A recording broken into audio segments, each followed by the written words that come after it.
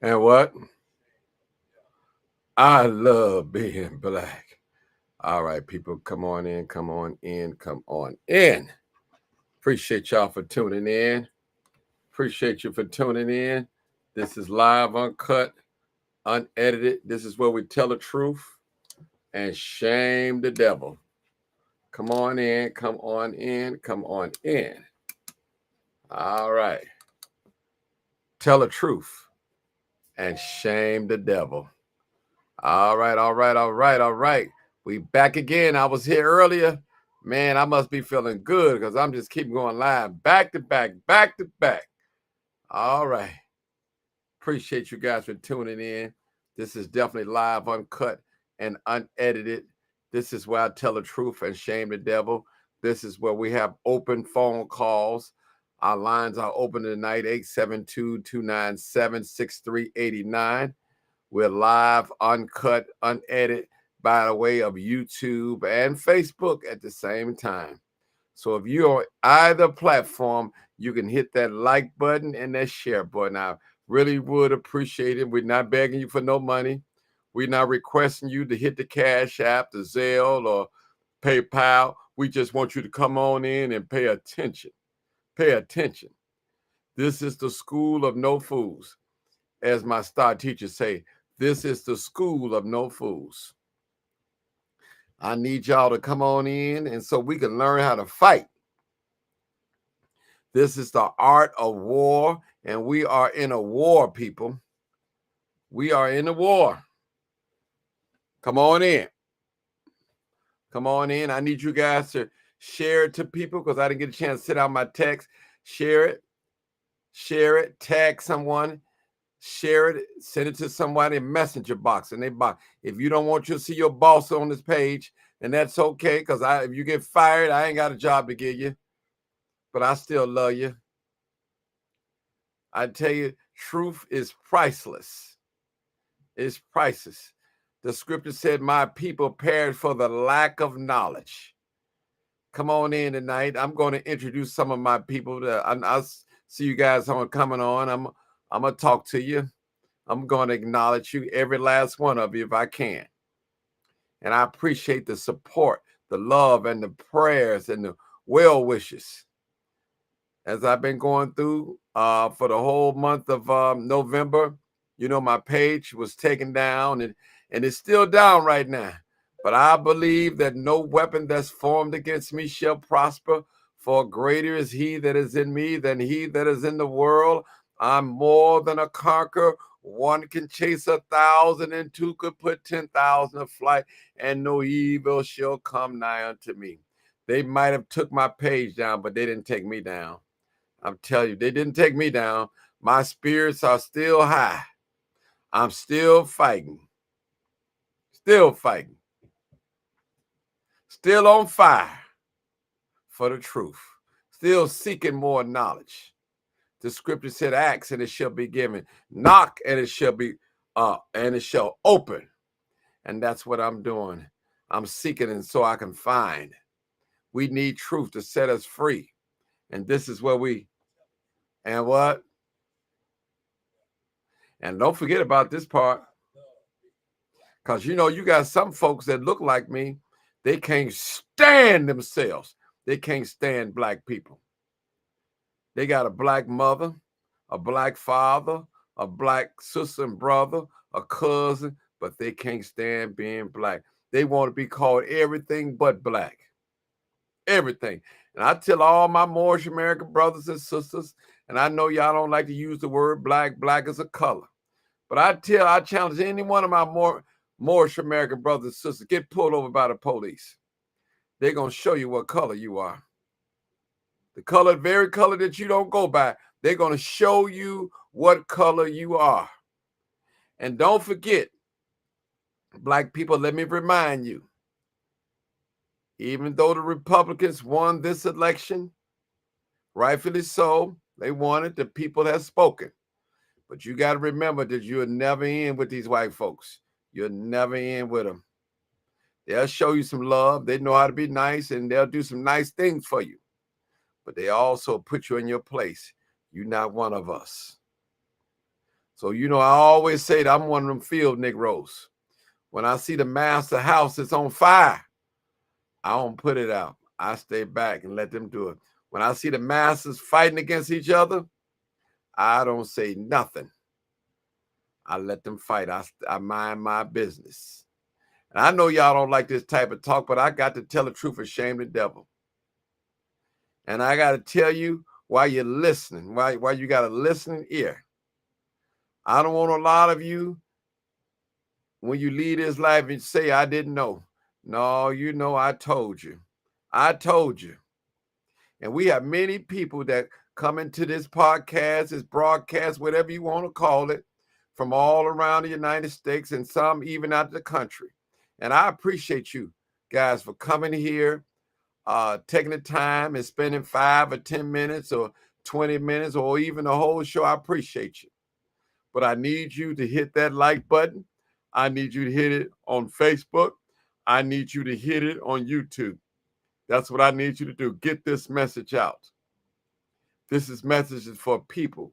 Black advancement. Black elevation. They don't like this type of talk.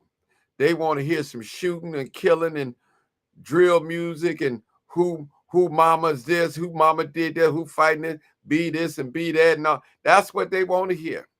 I'm going to tell you, when people fall in love with themselves, it's certain things that you're not going to allow people to do or say to you.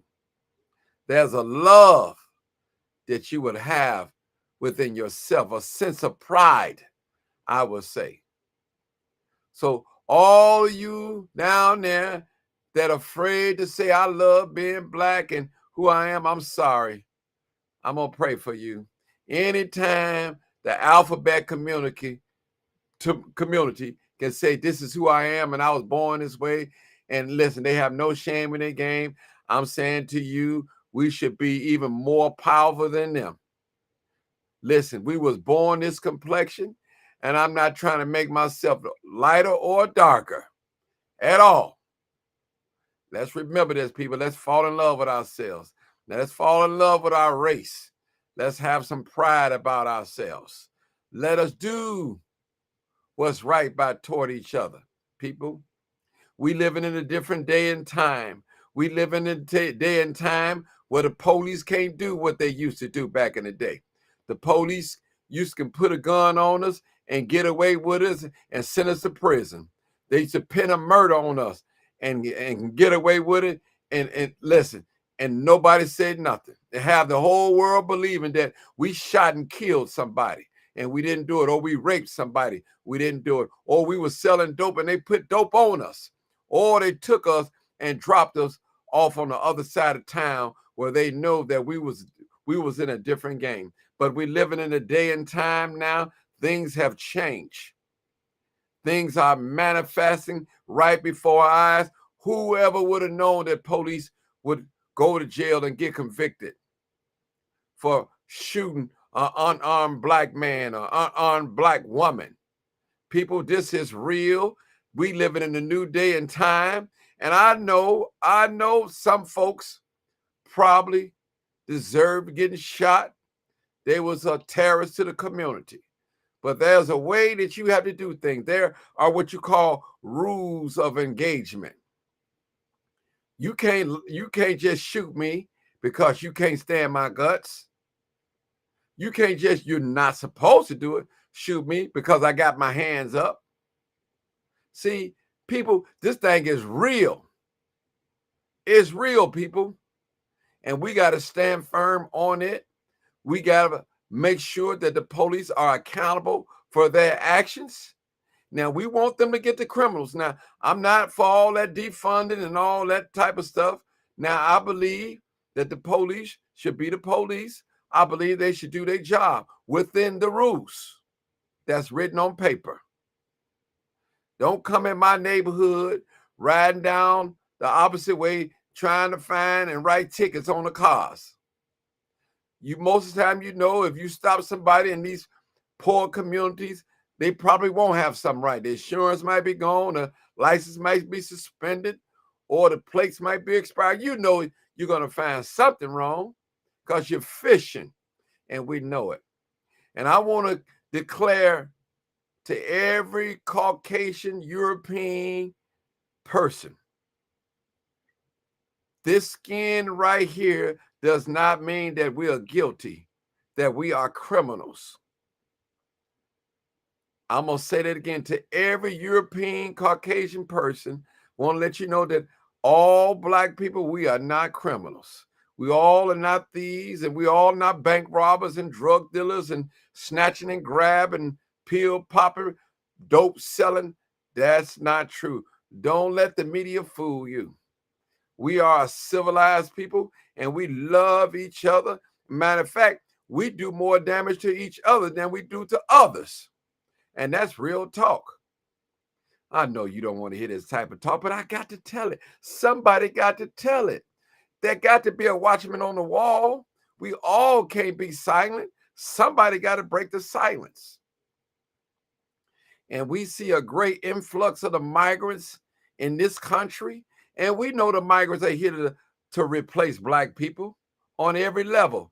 A lot of you big companies said that you wasn't hiring. But when the migrants came into this country, you opened up a door, you created a job for them.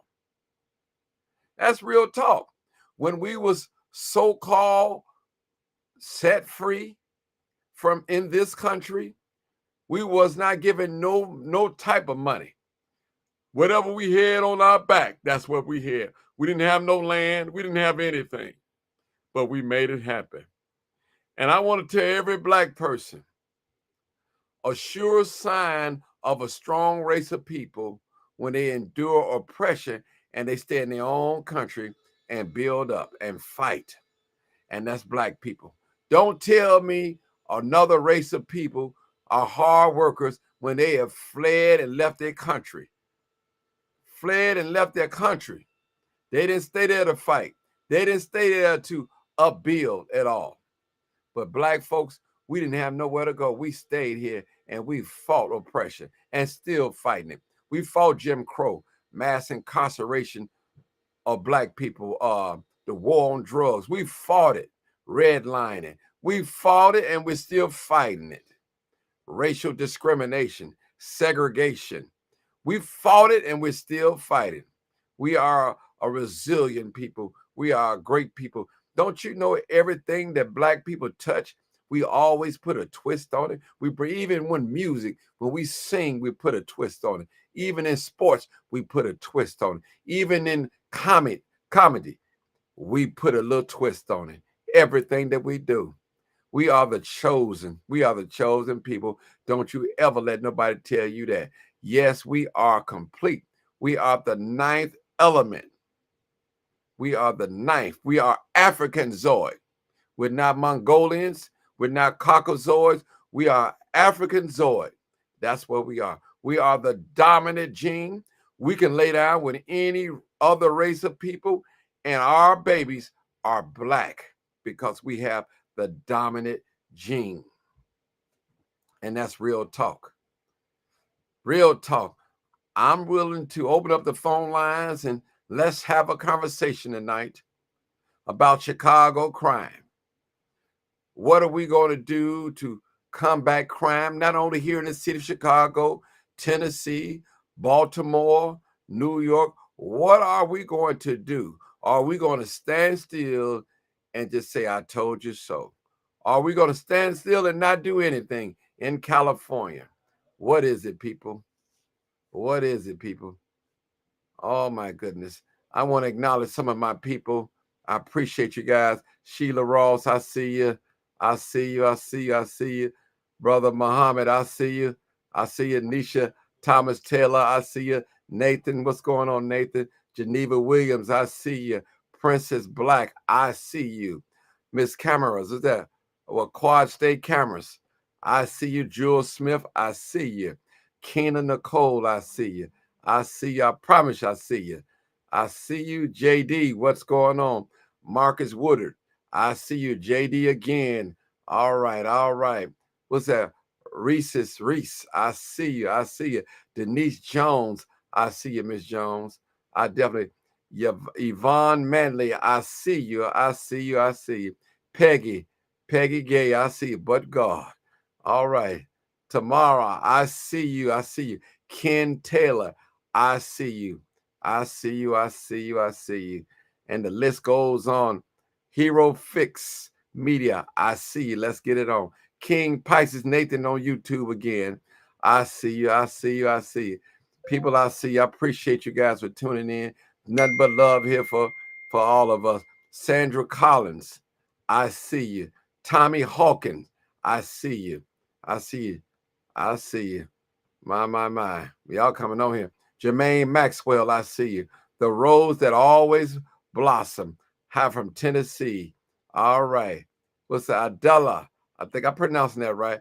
Good evening. I see you. I see you. And also I see all my ghost watchers they're not tapped in on the live, but they're watching it far off and they can listen to it. But I see you too. I see you. I see you. I see you. My phone lines are open. 872-299-0808. 872-299-0808 or 872-297-6389. Let's get it on tonight. I'm ready. Rolling up my sleeves. I'm ready to fight tonight. Kia Simone, I see you. I see you. I see you. Come on in. We got one call. I see one caller calling in already. People, listen, we're talking about crime. Crime is just not here in the city of Chicago. And I'm talking about the crime amongst us. That's what I'm talking about. All right. I'm feeling good tonight. I'm feeling good tonight. I appreciate every last one of you guys tonight. I want you to listen, not to respond, but I need you to listen to understand. All right, we got the first caller, and I need this brother to express himself. Come on, my brother. Come on with it. Drop them jewels on us. Man, I'm blessed. I'm good to be I'm glad to be living. It's good to be living. Mm-hmm.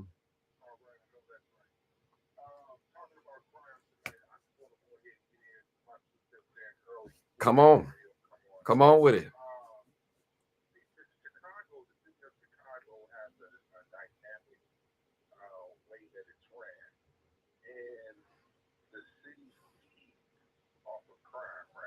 Mm-hmm.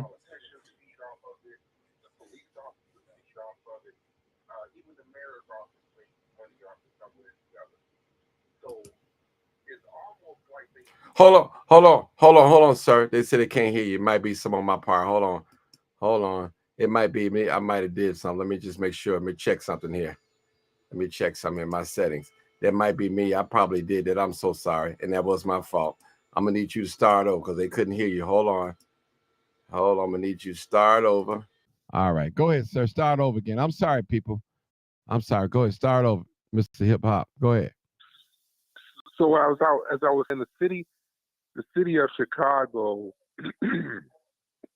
it thrives off of crime, right? Right. And I kind of want to talk about the financial part that crime has, the part that people don't like to talk about, right? You have Cook County Jail, mm-hmm. Which is the largest county jail, right?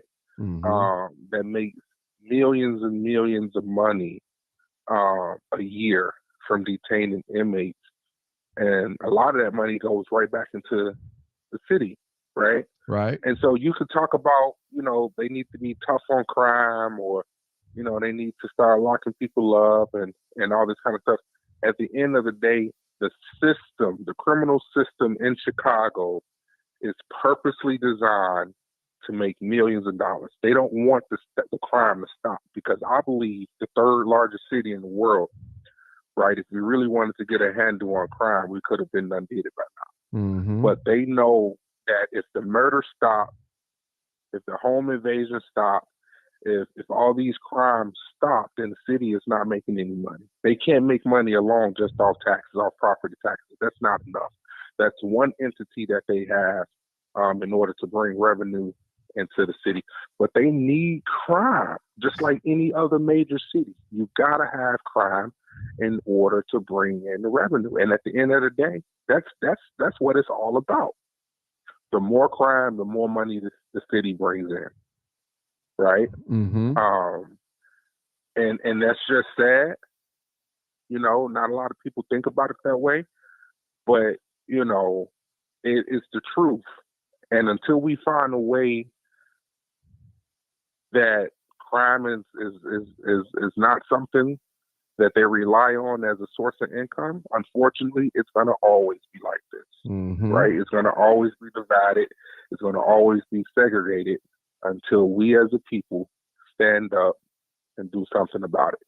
But you know what? That's easy. That's easier said than done, right? But when you have so many other things that you're standing up for, that you're trying to get justice for, something like this, you know, it gets overlooked, right? We so worried about the police killing people and racism still going on and everything like that. We overlook the small things, right? Right. To most people. But yeah, I mean, that is what I wanted to say, that crime equals money in the city of Chicago pocket. Sheriff Tom Dart, you know, something happened, he said something, but all of that money that the county develops throughout the year from each detainee, the city gets a part of that, right? Right. So take that away, you in a world of trouble. That's a big financial part of the city. So, other words, my brother. So you tell me crime pays.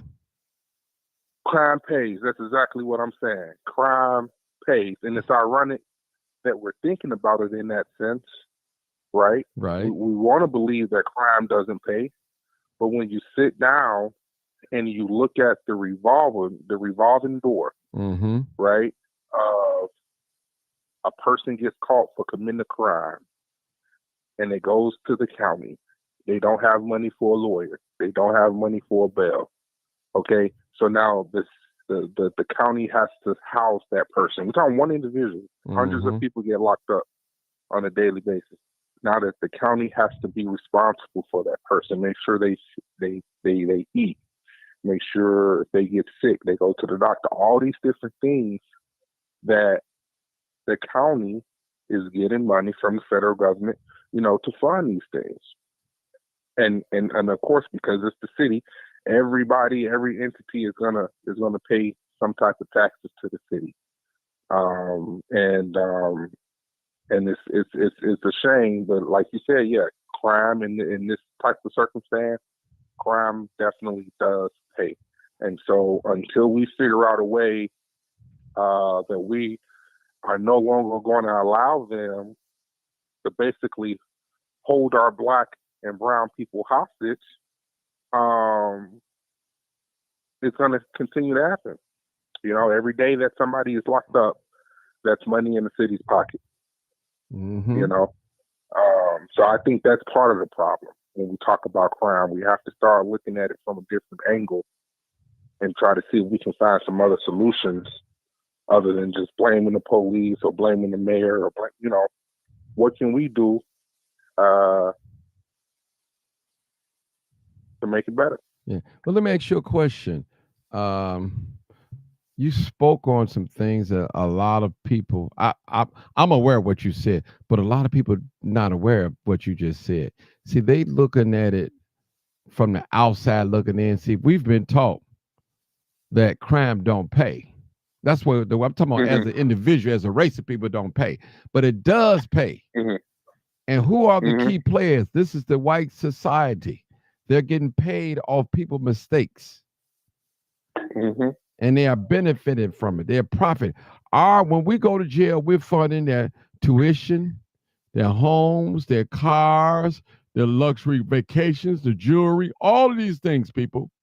I'm speaking about Black. I'm not even speaking about brown right now. Listen, our people, even when Kim Foxx took office, she's on her way out now. she had to help people get exonerated. That old system locked up so many black men and women illegally and placed things on them, false confession. They still letting people out right now today under the old regime. Still. And see, brother, I don't know how old you are, but I remember back a little bit in my day, the police used to tell us, well, the white people used to tell us, well, only reason why you guys have crime in your neighborhood is because you guys don't cooperate with the police. You have a no snitch policy. So now it's 2024. The reason why y'all have crime downtown is what? Because there's no snitch policy, or you're not telling? What is it? Why is it that young people are going downtown now, committing crimes, shooting, robbing, breaking in cars, doing all types of crimes down there? Is it because downtown people that live downtown don't cooperate with the police? What is it, brother? What really is? What's to it? Because I remember they used to tell us that all the time. That's the reason why we have crime in our community, because we don't cooperate with the police. And that's a lie, because who you think called 911? Even before you had the shot spotter. Talking about city of Chicago, we were calling 911. Now, what y'all want us to do? When we call and tell you that they're shooting outside, you want us to run to the window and look out the window and see if we see the car so we can get our face blown off? Or you want us to run out there and go get them, put them on the ground? Yeah. I don't think you want us to do that. Go ahead, sir. To me, I feel the police department, in a sense, has gotten a little bit soft on crime, man. Well, you know, and I'm 34. Well, by the way. see, no, I'm gonna tell you what. Let me tell you why you're thinking that. It's not a soft. They can't continue to do what they've been doing. I've seen the police walk up to somebody and smack somebody. Do you think that's right? Because police just smack somebody? Absolutely not. Okay. See, they can't do them things no more. They can't. When I was out in the street selling drugs, man, you know how many people went to drugs? They was a drug dealer, but when the police ran into them, they ain't had no drugs on them, and they put it on them. Is that, brother, right. Listen, now you got the cameras now. See, they can't do what they used to do, people. You know, call you all that type of names, pick you up, and drop you in the opposition neighborhood. They can't do all that type of stuff, bro. Listen, see, they call that soft on crime, but it should have never been done in the black community. Now, you can't now, if I'm a gang leader and you know I'm responsible for a certain area and a murder take place, now you come to grab, you grabbing the gang leader, locking me up, but I didn't do it, nor did I have somebody to do it. But you just want to satisfy the community. Hey, we got somebody for that murder. Brother, that's not being tough on time. Crime, listen, when I tell people, when you hear those words, tough on crime, those are white supremacist talking points. White people, racial white people. I'm calling it out exactly what it is. They can't get away with it. And I'm not taking up for no criminals at all. I'm not doing it. I'm standing for what's right. Now, we got an incident that happened yesterday. Around 7:23, there was a chase. A car ran into the bus, hit another car, and an innocent person died in the car. I'm talking about they were just going by their way. And we have a no chase policy. See, the policy goes like this, brother. No chase policy. Right. The policy goes like this. Okay, if you following somebody and you trailing them, you don't have your lights activated and all that, and you call in your supervisor, they'll give you permission to chase or not. My thing is, if they have not committed no felony, shot nobody, drive-by shoot, why even chase them? Because they're going to go through these black communities. They're going to be driving 100 miles per hour down these little 35, 45 mile per hour street and going to hit and kill somebody. That's a prime example last night, what happened last night. Now, you know the police going to say, well, they was following. See, they didn't got smart now, brother. Right. They didn't got smart. Listen. Right. Well, we ain't going to call it in, but we just going to follow from a little distance. Man, for a car to be going that fast, they had to be getting chased. Trust me, brother. Right. They had to get chased. Clyde, they crashed to a bus, and hit another car, and an innocent man died last night, man, that should be listening to this conversation right now or enjoying his family right now. Because And what's going to happen is, go ahead, bro. I was just going to say, what's going to happen is sad because now the person that was driving, that was running from the police, they're going to be charged with manslaughter, and the officers are going to walk scot-free, even though, like you said, 9 times out of 10, for a car to be traveling at that amount of speed, there has to be somebody behind them that they're running from. You're not going to drive like that if the police is not chasing, right? Mm-hmm. But unfortunately, it's only going to be that one person that's responsible for it. Now, let me say this to you, sir. The police, then we can't do our job. No, you're not going to chase nobody downtown or on the north side and on the 20-mile-per-hour zone, and they doing 100. You're not going to do that down there. Only thing we ask for, brother, the same thing, the same respect that you give them in Lincoln Park, downtown Chicago. Mm-hmm. Give us that same respect in our community as well. That's all we asking, bro. That's it. Don't have no two sets of standards because you think black people don't have no money, no poor, no legal representation. You could do and say anything. Brother, I was stopped by the police. I gave my license, my insurance, and everything. The man told me, get out the car. I said, hold on, sir. Hold it. What did I do? Get out your car. I didn't want to get out, but I got out. But see, they was on some, you know what, with me. But see, what he didn't know, he was talking to an educated Negro. And I hit it all on camera, too. The man was so bogus, man. When I got out the car, my phone was still on live. The man cut my live off. No police officers are not allowed to operate your phone. Do you know that they're not supposed to go in your trunk unless they have a search warrant? A lot of people don't know that. Listen, Right. The police, they have trick questions. Anything that's caught that I don't know about, that I should know about, you know, you don't have to answer the police. Here's my license. Here's my insurance. Now, if you don't have your license, you don't have your insurance, they have probable cause to ask you to step out the car. That's probable cause. Correct. That's all what it is. Correct. And I think another thing that you know, the black community needs to know, those that your listeners that are on here, is marijuana, right? Mm-hmm. Marijuana is legal. It is not a crime to have marijuana up to a certain amount. They just passed a law in Illinois that states an officer cannot ask you to step out of the car. He cannot use the smell of burnt cannabis as a probable cause to search your vehicle. Okay. Now, number one, you shouldn't be smoking and driving anyway.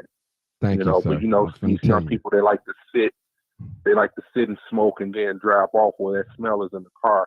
But a lot of officers was using that as a reason to search the vehicle. And there were so many cases where it was a pattern of, you know, well, I smell marijuana. You know, that was they go-to, especially when they came out with the body cam. Mm-hmm. They would say, I smell marijuana, to get you to step out of the car and search the vehicle.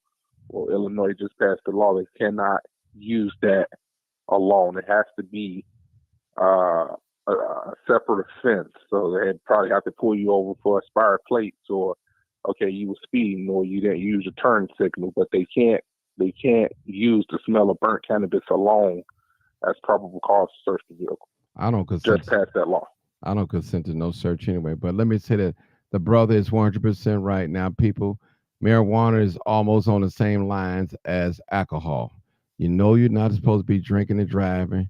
You know you're not supposed to be smoking and driving at the same time, especially marijuana, cannabis, okay? You're not supposed to do that. Those are the rules. Now, even though it's legal,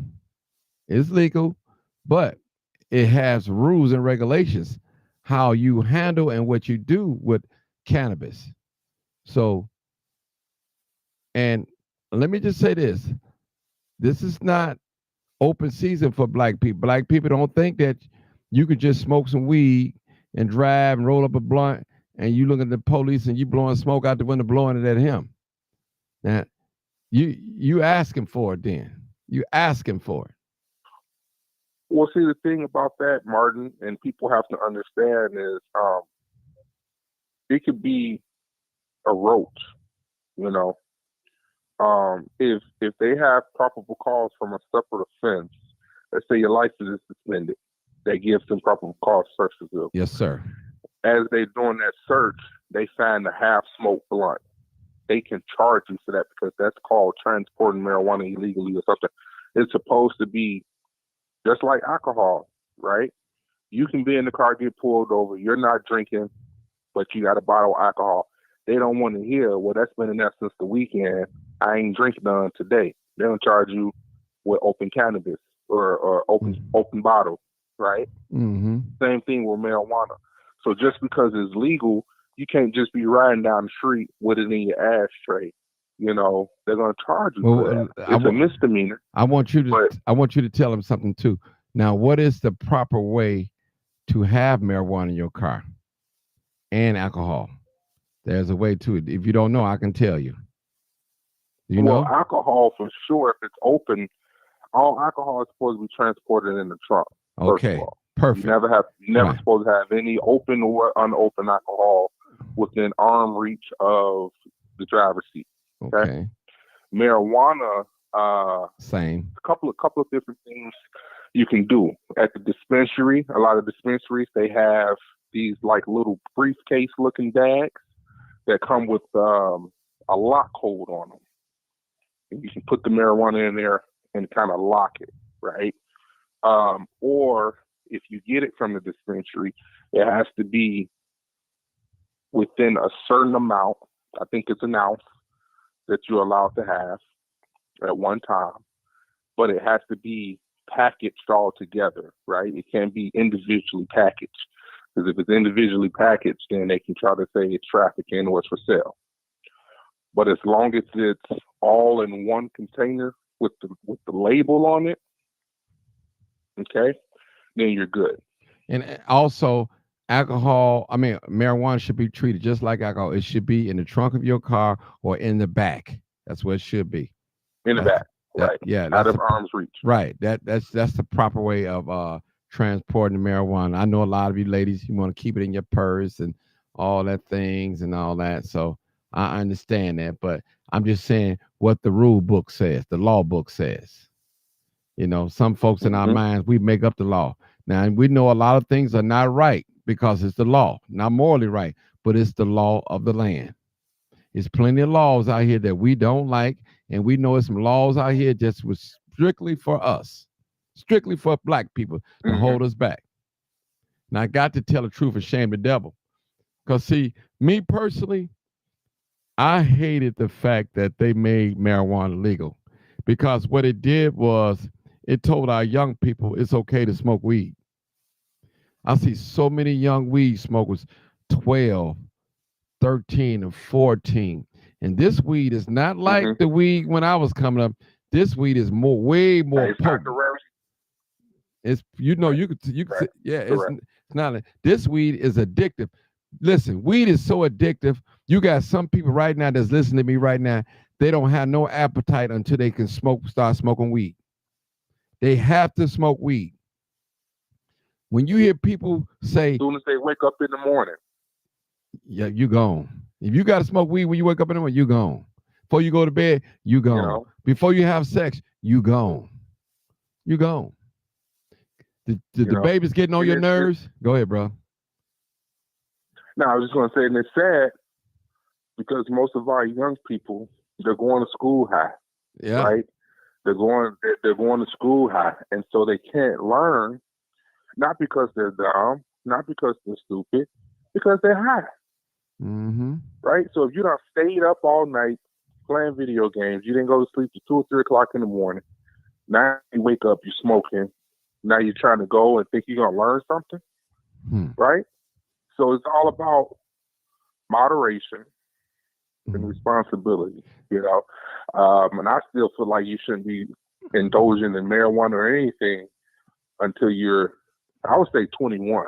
I would If say, I was in politics and Mhm. I had the right to make rules, I would say no weed, no alcohol till you're 21. That is the legal age, because at that point you should be out of college and you should be able to make cautious decisions. A lot of our young people, unfortunately, they go, you know, all of high school not getting in any trouble. Their first experience with the law is when they go to college, when they go to school. You know, they away from home. They start smoking themselves. You know, then now get involved with the police, and so that's another thing we have to look out for. Can Right? you Because when we go away, when we send out, can you agree with me, go brother? ahead. You in your 30s, right? Yeah, Okay. I'm in my 50s. I'm 56. I've never in my life, in my 56 years in life, I've never seen so many young people hooked on drugs. And I'm not talking about no marijuana. I'm talking about these pills, this lean, this serve, and they snorting. I mean, they are addicted at a young age. I've seen it. I sold drugs for 5 years of my life. Now, it was some young people using back then and there, but not the way I see it now. Man, I see some of these people, you think they blunted out. The young alcoholics, the young pill poppers, the young lean drinkers, Molly takers, all that. We got a new caller. Come on, Nano One. But I had to say that. Go ahead, Nano. Go ahead. I'm gonna respond. I want to respond to Go what ahead. you just said. Go ahead, sir. I was just want to say in response to that, right? And like you say, you're in your 50s. I'm in my 30s. Part of the reason, right? And I'm trying to break this down real quick. Part of the reason why you see so much drug use in the younger generation now, right? Is and that's why we talk about this a lot on my podcast, Hip Hop Therapy Podcast. Mm-hmm. Is we try to give people a different alternative, right, to drugs. So they have all these different things out there, the mollies, the fentanyl, the lean, but it's influenced through the music. Yes, it is. I agree. See, when you all was growing up, you had rap, right? But you didn't have, all this diss rap and, dissing the dead homie and all that. All of that wasn't around. And so it's all influenced through the music, unfortunately. I think, of course, it all starts at home. So the parenting has gotten worse. And then you introduce the music. These young kids don't have role models at home. So they look at these artists as role models. They're going to, manipulate what they do or imitate, what these young rappers are doing, what they're talking about, what they're seeing in these videos. And then the video games, right? Mm-hmm. The video games came about. Now, I don't know back in the day when you was coming up, if y'all had all these shooting games and so realistic games, all of these things play a part that came about in the late 90s, the early 2000s, all the way up until now, right? So things have changed. The world has changed. Things have elevated to certain levels that was not before. And nobody anticipated that the epidemic would be this bad. But it is, and it's too late, right? It's too late to, back in the day, they used to have the bear, no smoke, not to smoke. Everybody knew that smoking was bad for you because it was on every commercial. We don't really have that now. No. And I think that's another thing. People have stopped putting money into advertising and marketing for soberness. I need you to hold it right there. Let this new caller come in real quick. You've been holding quite a few. Come on, new caller. Been holding about 4 minutes. Come on, 901 area code. Come on, caller. Sorry, Martin. I see y'all cooking again. That gentleman, what he talked about. No, first of all, thank you for the community meeting. Your program is something that's very needed within our community. If nobody told us, I want to thank you. And You're to welcome. the brother that first called in, I appreciate your intelligence and Yes. and your deep thinking. It's one thing that you said earlier that was so important. And you all, I kind of want to pick on y'all a little bit. Y'all need to go back and listen to what y'all talked about. Y'all talked about 10 different subjects within the conversation that y'all had. Each one of those things needs to be unpacked because they're so deep. The first thing that brother said when he said crime actually pays, Yes. what he was actually talking about is so true because it's all tied in together. If you think about the concept of if I can drive the property value down in these neighborhoods, put these guns back on the street, just like they have all over the United States of America, and basically what it is called the Hegelian dialectic. I'm going to create a problem, wait for the public outcry to come, and then I'm going to come in with a solution. But see, all the time, they're the ones who created this situation. So what he's talking about when he said it's an actual economy out there, and I think the Bible also said they'll make merchandise out of you. Yes, sir. That's exactly what they're actually talking about. So if you look at it, just to expound a little bit on what he's talking about, the justice system, not only in the justice system, but the developers, they are tied into it as well. Because if y'all got this prime real estate that I want, and I want to build these new projects and everything, I'm talking about like business projects and all the rest, redevelop some things. What I need to do in order to displace these people, because we have elderly people that live there who bought their homes that we just can't outright get them, but they're doing some tricky stuff in Chicago that I understand with the taxes and all the rest of that. See, that's another way that they tried to get y'all as well, because they couldn't get y'all the other way. So now they try to trigger with the books. So this thing is way deeper than what we actually understand. And that's why we were talking about yesterday when we speak to each other, we need to speak to each other with love and respect and understand what it is what we actually facing. Because what has happened is we've turned away from what the real causes are and then turned on ourselves. And just to jump just a little bit, and that's where the drugs come in. See, the reason why the drugs are taken because I want to change the way I feel. Why do I want to change the way I feel? Because I'm not in control. Why I'm not in control? Because I can't provide those things that my wife needs. I can't be the man in my community that my son needs. I can't do none of those things. So I have to change the way I feel. And the thing about it, oftentimes I feel inadequate. So the thing about the situation is what I have to do is to understand and get in touch with those feelings. And oftentimes when we hear each other lashing at each other as much as we are, it's because of a sense of helplessness.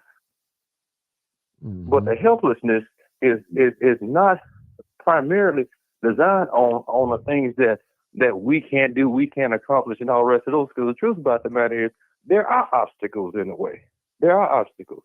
There are historical obstacles in the way. And in the past, in the present, and the future is going to be a lot more obstacles in the way. So I have to understand the beast that I'm fighting against first.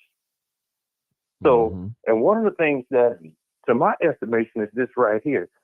We don't have a problem when it comes down to the things that we need. What we have a problem with is our unchecked wants. I'm going to say that again. We don't have a problem, and I will not die for my needs. It is my unchecked wants. That is the problem, the issue that's driving these crimes and everything. It's all geared toward capitalism. Somebody said in the chat that boycotting these things would not work. Well, boycotting is a situation that will work. My estimation is we should be, a lot of people going to laugh at this, we should not be shopping in these stores and doing all the rest of those things. For the next 4 years, the next 8 years, we need to start repurposing things. We need to start going to secondhand stores or doing whatever you can do to save money and also to break ourselves over this Babylon system, this constant spend. Another reason why I have to buy those expensive things is because I got to show you who I am. Because I got this man's shirt on my back. That's a problem within itself. The thing about the whole situation is I am because my father made me. That's why I am. So my thing about the situation is we have to take a look at the whole thing.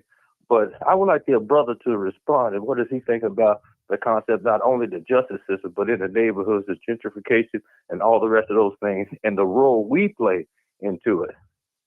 Go ahead, my brother. Okay, now you said respond to what again, brother? Sorry about that.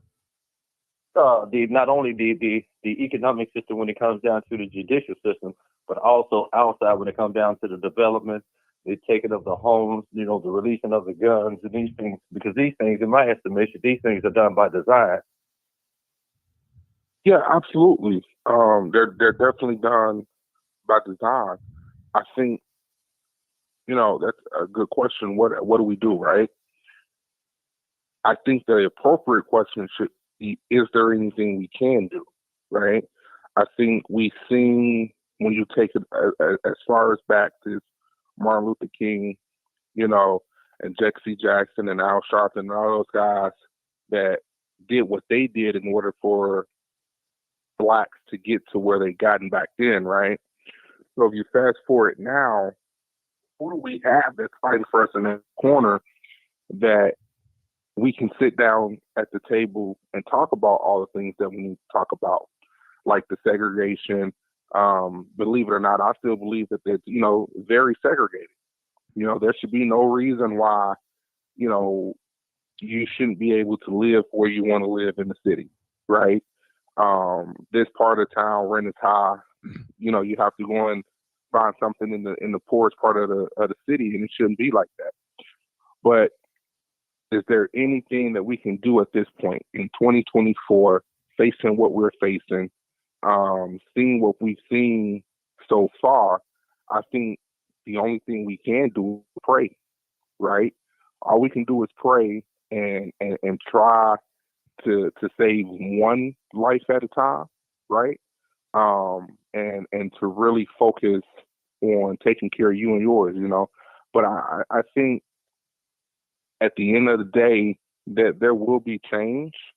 Once we find a way as a Black party to, stick together and come together and actually fight for the things that we really need and not for the things that we want, right? I think we lose sight a lot when we, are going back and forth about things that we don't really need, right? The schools are what's important. Taxes are taxes. Taxes are going to go up. They're going to go down. You're going to get breaks. Sometimes you're not going to get breaks. That's something that you can't really control. But I think we need to focus more so on our schools, people that are teaching our kids, because that plays a major part. I don't understand how you have schools that are named after Black people that are, supposed to be, these individuals that was really holding Black people down, but you have all white teachers teaching them. Okay. Right? Okay, I need y'all to hold it for 1 minute. I got another caller. We'll go back to 630 in a minute, but let this new caller in real quick. Don't want to leave nobody holding on too long. I believe that's Marcus. Is it Marcus? 94? Yeah. 49. Go ahead, Marcus. Yeah. So I'm just joining in. You want to wait? I would like to say this. Not getting off the topic, but I believe it was 40 years ago today that Ben Wilson, one of the most well-known basketball players who played for Simeon, was killed. They had a memorial for him today by his house. And they're going to be doing a couple of things. Derrick Rose is due to be at Simeon December the 2nd at a game. So anyone interested, they might want to try to get up there. Now, fill me in on the topic. No, just listen. Just listen. You'll come right on in. Just listen. We're talking about Chicago crime. Okay. 901, go ahead. Because we on the floor, Marcus. Yeah, one of the things my brother talked about, he didn't get a chance to answer the question, but the thing about it is the question that I posed to you, if I could, I request that you kind of do a little research on it and come back and we can talk about those things, because I think you have a brilliant mind when it comes down to it. And you said, what can we do? You said pray. Yes, prayer is a very important part of this, but also action. What action do we need to take? Some of those actions we need to take, in my estimation, is to, and I'll go point by point. One thing is to change the way we speak to each other, change the way we speak to ourselves, start showing that love and respect and reverence we have for each other. Also acknowledge some of the pains that we have on the inside, Because in my estimation, some of these things we're actually facing, these are not carnal, these are spiritual things that we have to deal with, in my estimation. So I think that's one of the first suggestions when we come down to it, and also look at what's really actually happening. We are a part of America, but I don't think we really know what it is, the rules to the game. It's like Monopoly. If you don't know the rules to the game, then it's hard to play that game. If we're living in a capitalist system, there are certain things that we're supposed to do, that we should be doing in order for us to prosper. One of those things is to, when we give our word, we keep our words. What I mean by that, it's like, okay, when it comes down to these credit and those things like that, go back in, let's go ahead and start fixing our credit and everything like that. That's one of the major steps we can actually do. Let's start qualifying for these homes and these businesses and these things. So a lot of the self-correction we have to do, there are some system issues, but a lot of the stuff we have to do for ourselves. We have to clean up our house. What do you think about that? Well, respectfully, you said that that I should go back and do research about the question, and I just want to say I think I answered the question. I did say pray, but the answer to your question was I don't know if there's anything we can do, brother. I made a suggestion on how you had Martin Luther King and all those guys that did what they did to bring us to a different time, right? And you've had a number of people after that. You know, yeah, one of the suggestions you made was the way we talk to one another, right? We have to embrace each other with love and all of those things. But I still haven't really heard any concrete agenda on what we need to do in order to get out of the overall topic of the conversation, which is crime. I mean, okay. and maybe let me say something. Maybe I can let me cut in. Up, but I feel like we've done everything. Okay, let me cut in real quick. Let me cut in. Let me go back to some biblical principles. In the scripture says, one plant, one water, and God gives the increase. Anybody know about growing plants and things like that? It doesn't happen in one day. It's a process. So my 30-year-old, my brother, podcast brother, we have to get the process started as a group. Now, individually, the concrete, the brother said it. The other brother, 901, he said that we ought to start greeting each other. That's a start. We have to start, people, somewhere. We have to build a foundation to start before we can go to each level. Level 1, level 2, level 3, level 4. Now, I give you an example. If we start speaking to each other, respecting each other, greeting when we see each other without mean mugging, then that could open us up to one another. Then we can start greeting. Now, right now, brother, you got to admit, and I'm going to be real honest, a person my age and your age, most of the time, we're not really running together. We at each other's neck. Seriously. Not all the time, not all the time. And that's another thing that we got to break. No, not all the time, especially not, right. Not with me, because not on one was saying. I understand what you're saying, brother, but you have I be around certain people, and they won't hear that old talk. This is a new day. That y'all did that back in y'all day. I hear the chatter, and I understand. But what I'm saying is, the script, going back to a biblical principle, he called the old men for counsel and the young men for war.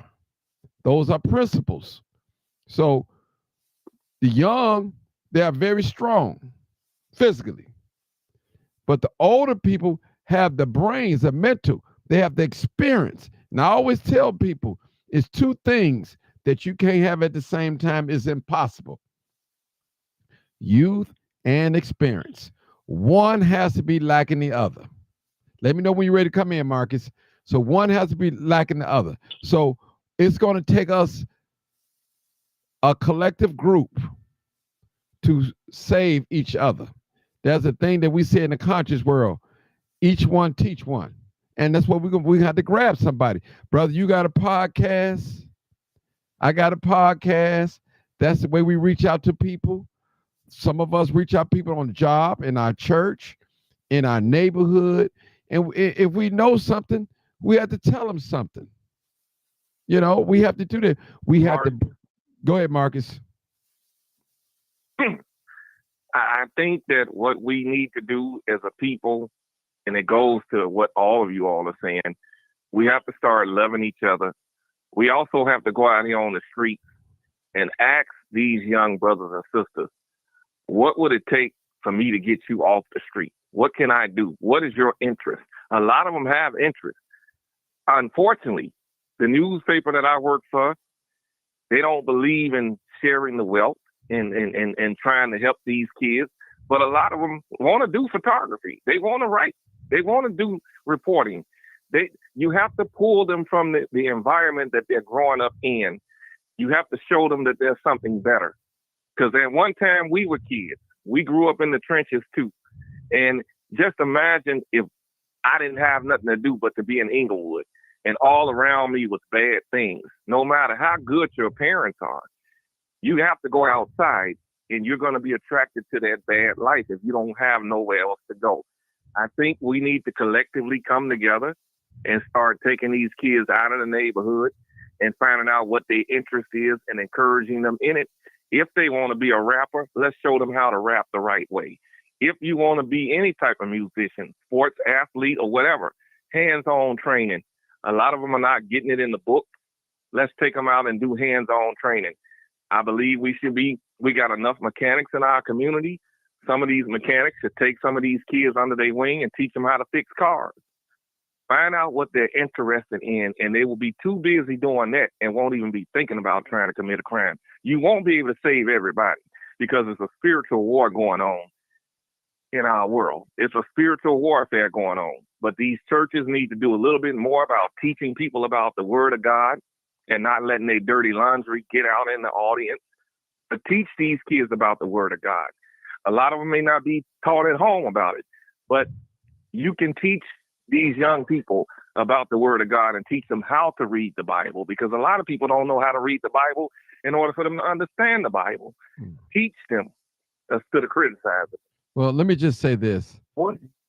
I want to say this, and I'll let you guys say that. Now, the Bible is good, but everybody's not going to read the Bible. Some people are not going to believe in the Bible.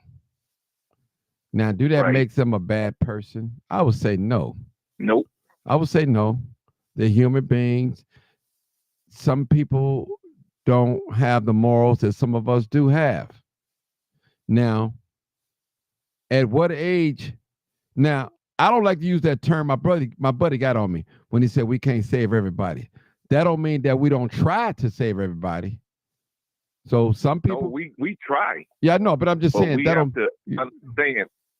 Right. You know, some people are not going to come this way. Some people are going to stay on the master side. They don't want no help. They want to continue to do what they do. And, you know, and that's fine. But get out of our way. Don't come around us. Get out of our way. Well, here's the thing. Hold on one second, if you will. To podcast, my brother, and to the audience that's listening and everything like that, when I said do research, everything, by no means where I was trying to put you down or anything like that. Basically, what I was saying in you and the things that you're saying, and what I hear from your words and in your heart, you are a leader. You're a leader. I see that, and it's very clear that you're a leader on that. And what I was saying about that is go back and research, because there are some things that I want to research as well, and I want to bring to the pot as well. That's all I was saying. It was no disrespect to you, but one of the things that I noticed that needs to happen is when it comes down to a structure. We have to structure this thing, because everything you gentlemen are saying, the last gentleman just spoke, what he just said was one of those things that we could probably put in a category where we can add this to a list. I think one of the first things we should do is come up with like a mission statement. Under that mission statement, we can do A, B, and C. Y'all see what I'm saying? A, B, and C, because the things that y'all are actually talking about are so deep and so profound. A book, an encyclopedia can be written off every last one of those things. So basically, to be able to unpack it, what does it look like? What does it look like in action? And see, and I believe this is what the sister's been asking us actually to do, is to step up to the plate and show leadership. Show leadership. So in other words, as the brothers of the community, we have to come together. And I disagree with y'all saying what we can do, because actually, oftentimes when we're in the blessing, we don't realize it. We're in the meeting right now. He said, where 2 or 3 gather, where am I? I'm in the midst. We're in that meeting right now. And I do believe this is going to take off. So by no means, my brother, I was not trying to disparage you.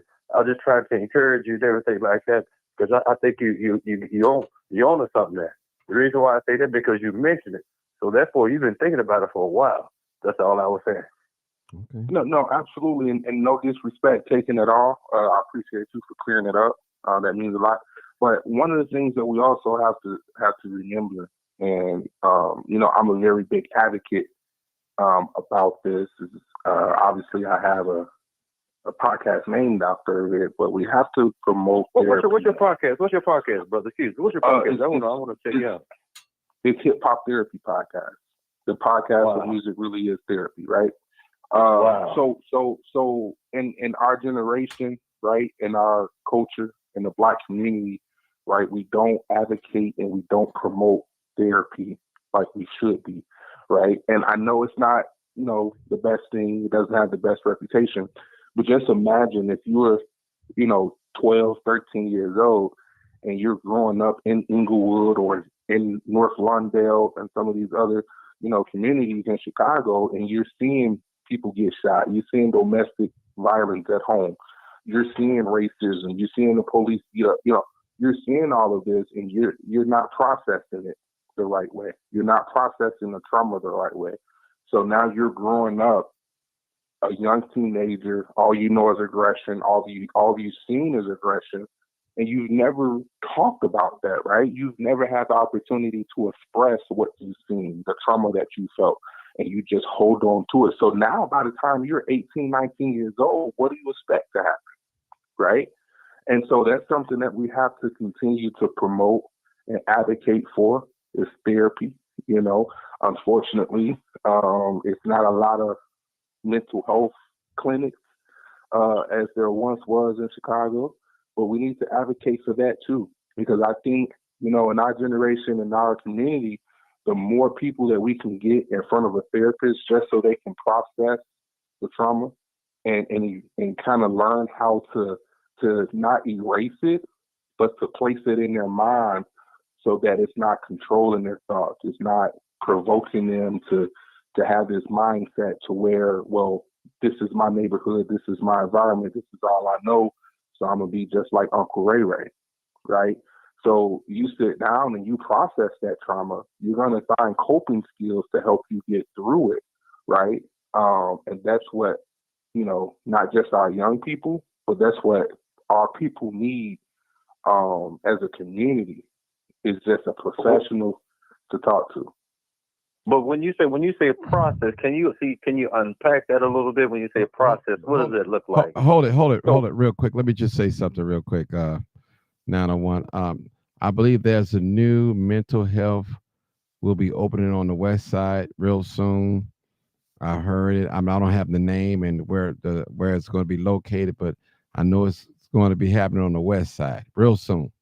A new mental health center. Okay.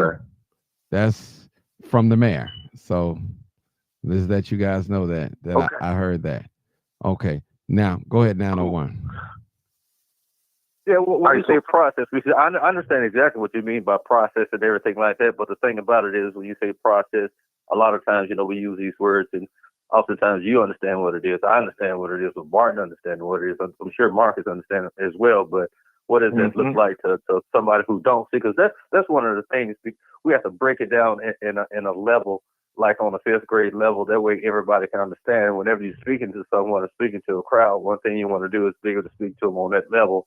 And what they say the best thing to do is do it like on a 5th or 6th grade level. That way everybody can understand. What do you mean by process? Unpack that for us. I mean, process. I mean, but hold it. That's, if they don't know what process is, the process, I think that's in the simplest term to me. The brother, you can't get no simpler. Yeah.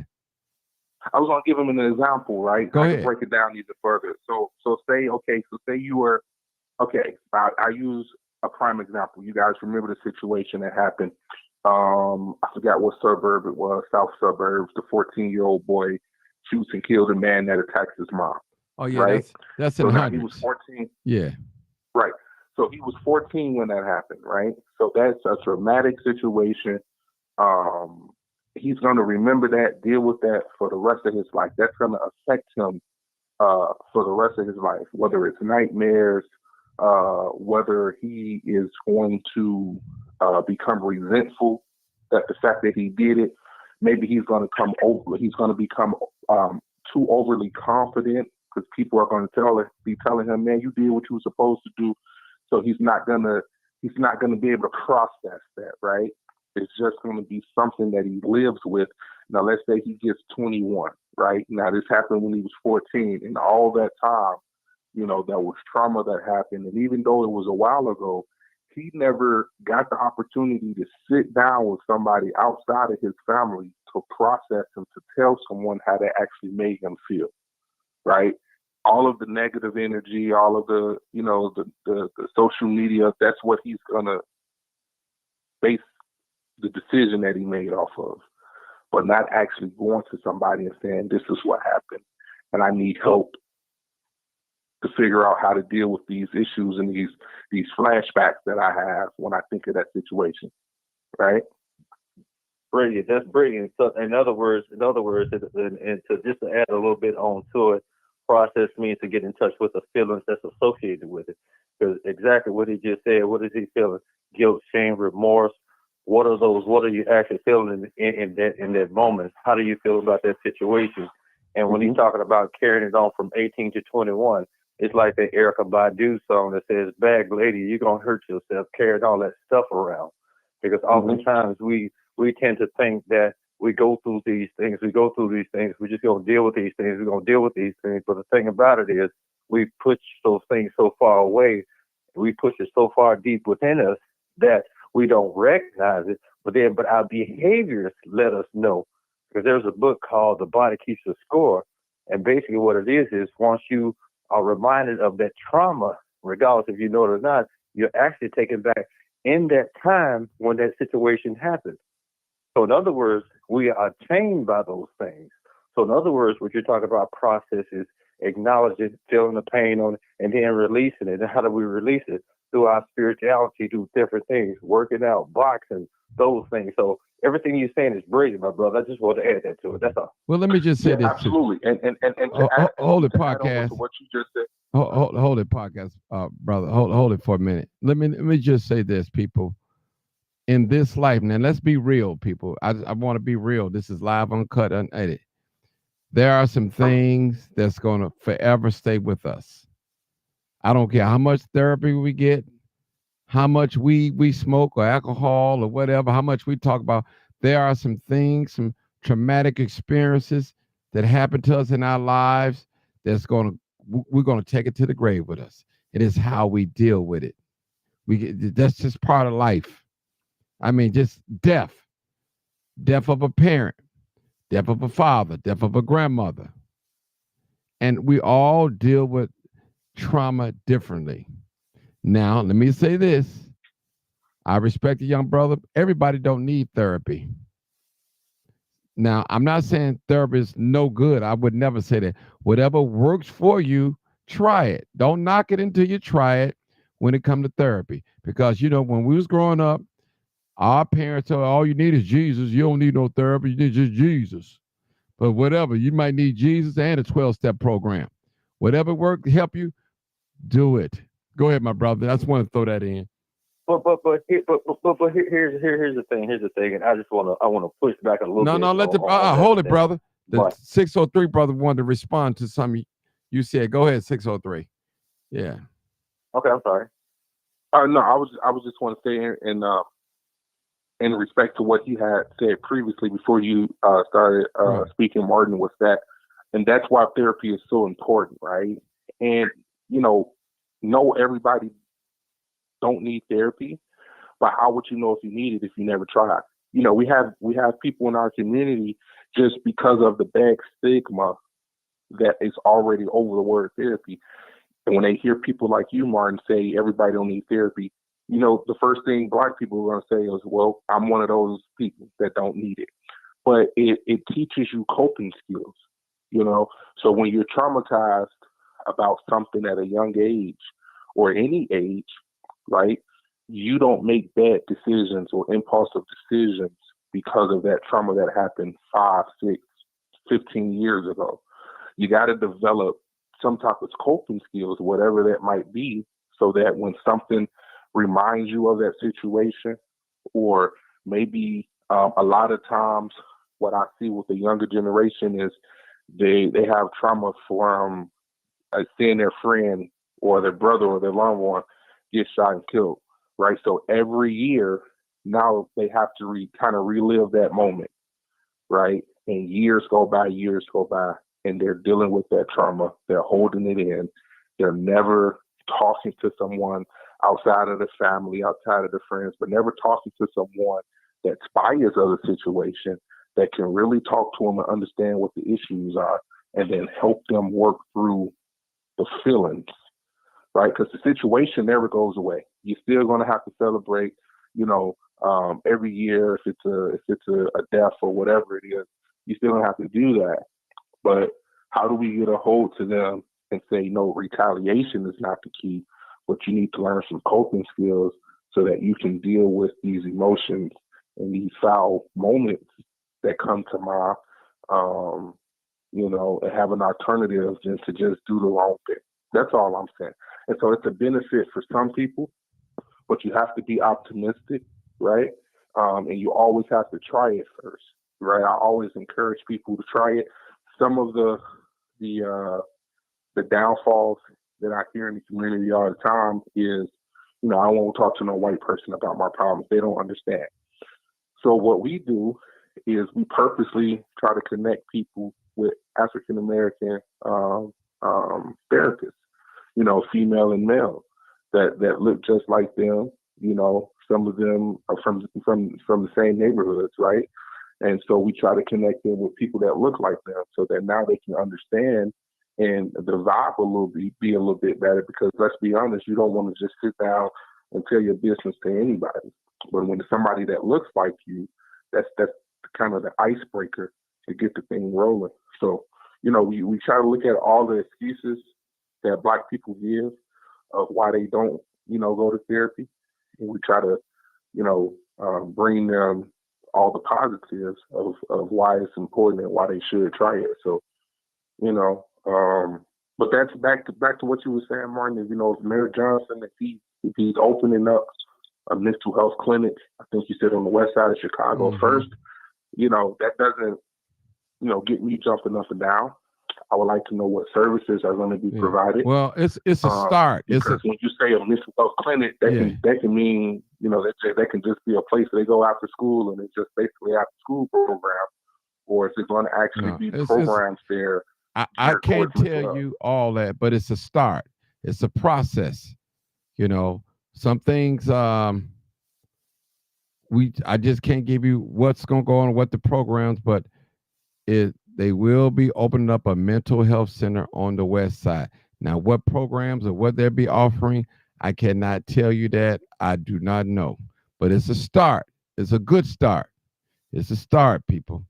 I think that's a good start for help, especially for the west side. And we need it. We need it out west. Need it out south, too. All the west side got is 10 South Kizzy, and Lord knows they need more help than that. Right. That's so true. So I agree. It's a start. So we got to remember, people. What? Go ahead now. You keep going with all these questions now, man. I can't let you take over the show now. You got to comment. You keep asking these questions now on one. Now, go ahead. Go ahead. No. I yield. You sure? Okay. We got a new caller in. We got a new caller just called in. I believe. I think that's Helen. I think that is. She'll be coming in a minute. So I mean, it's okay to ask questions. Don't get me wrong, but I don't want to. I want to kind of like stay. This, like you said, it's like a community meeting. We're talking about Chicago crime, which is mental health is a part of crime. Well, I have a question. Go ahead. I have a question, and I don't know if you guys heard this or not. This is still, kind of relevant to the crime topic. But if you haven't heard, so Jesse Smollett, right? Yeah. His conviction has just been overturned, Right, I heard and that. I think that is a slap in the face to the city of Chicago. And I have to look into it because I'll be honest. I'm bringing up a topic that I haven't really done most research on, but I did see it come across the headline that Jesse Smollett his conviction has been overturned, which means he is no longer basically found now guilty now in the cover up for the mayhem that he caused here in the city of Chicago. Okay. So, Somebody need to turn down. Hold on, brother. Somebody need to turn down their radio or something, Facebook or something. Because I hear an echo. It's not good. Okay. And brother, I read that too coming across the screen. I didn't really go into the detail, and I just kind of I just nodded with him myself. It's like, man, this is the type of country that we live in, people. Ridiculous. Ridiculous. But I know they can't charge him twice. They can't charge him. They cannot charge him with the same crime twice. Well, they're not supposed to. That's double jeopardy. But go ahead, Helen. I want to keep you holding. Go ahead, Helen. Hey, Martin. Hey, Helen, hey, I think you need to turn down Facebook on your tablet because I can hear echo. Yeah, I did. Hold on. Turn it all the way down. I was watching you on. Okay, I was watching you on YouTube. Okay, all right. But I just I was listening on YouTube, and all of the comments have been really, really good. But I wanted to. I think there was someone on your panel that talked about, people in our community that have had these traumatic experiences in their lives. And he was suggesting, maybe that they need someone to talk with. When I had, my mom died, right? No, it wasn't my mom, but I had a friend whose son was killed in Chicago. This was some years ago. But they had this group. It was a community group. And I'm not going to mention the name, but it don't exist anymore. But this group was for parents whose children were killed. And it was a group just comprised of parents whose children was killed. It was not a there was no therapist, but it was just parents. They met once a week at Little Company of Mary Hospital, and they were able to just talk about feelings, how they deal with it. And so I think that is definitely something that we need in our community. And it will be community-based groups, community ran. If a person, because I called and I inquired, I want to have some of those groups or start some of those groups in Inglewood, and it had to be a parent that lost a child, was the only ones that could start the group out. And I was just thinking about that just the other day, that maybe we need some of those groups here. The gentleman did say that, it would be a time where only these people, whatever it was you was dealing with, would just get together. It's just them. They could be away from family, friends, and a lot of negative energy, because in our community, most times the way that we deal with these negative, traumatic experiences is we may drink, we may get high, whatever it is that we do. Sometimes we may venture off into endless sex, meaningless sex with different partners. And so I think that is a good thing. And I just kind of want to push back on what your response was. Some things we will never forget, traumatic experiences. We won't forget those things. They do become a part of our lives, but we learn how to live with it.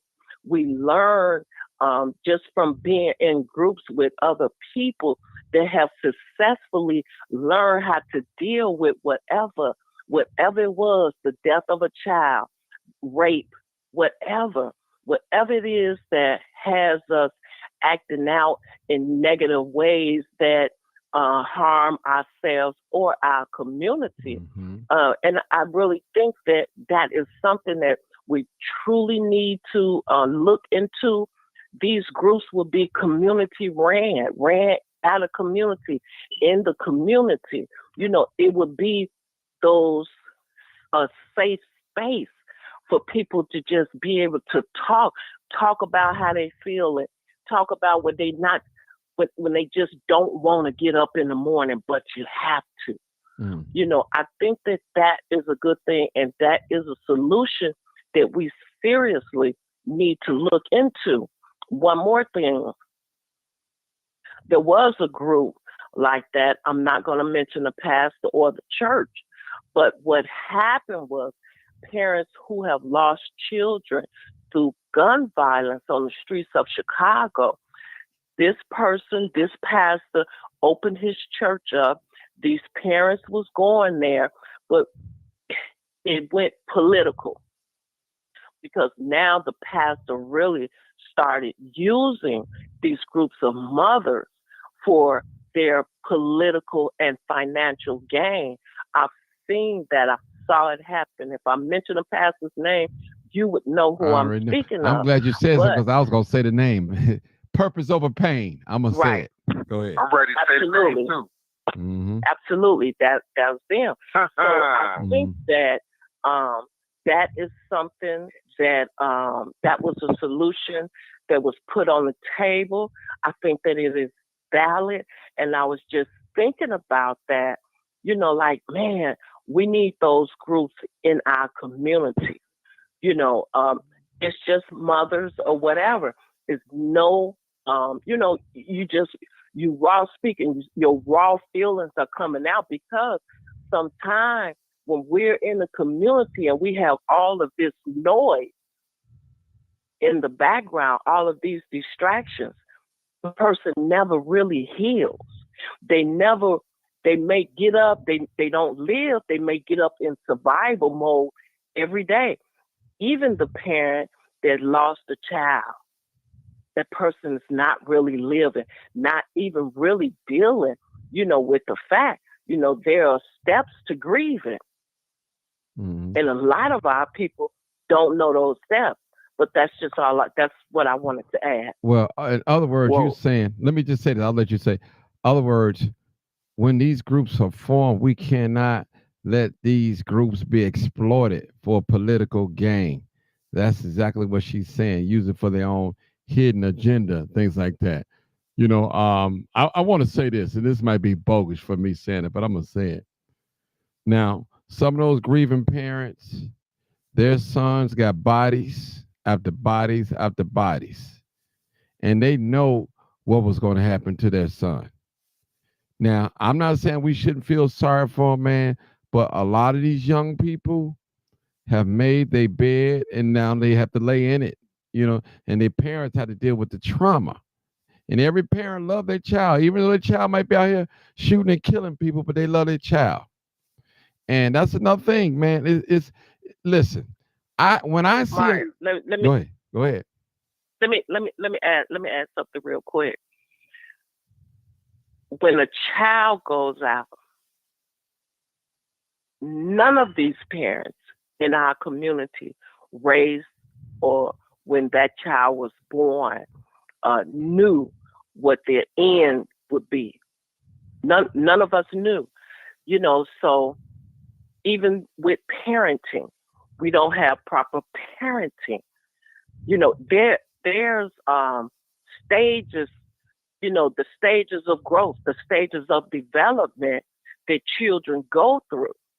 See, and we call when a child gets 2, we call it the terrible 2s, but it's really the terrific 2s, because now a child is see the world more. They see it from a different eye. They're able to do it and get a little independent.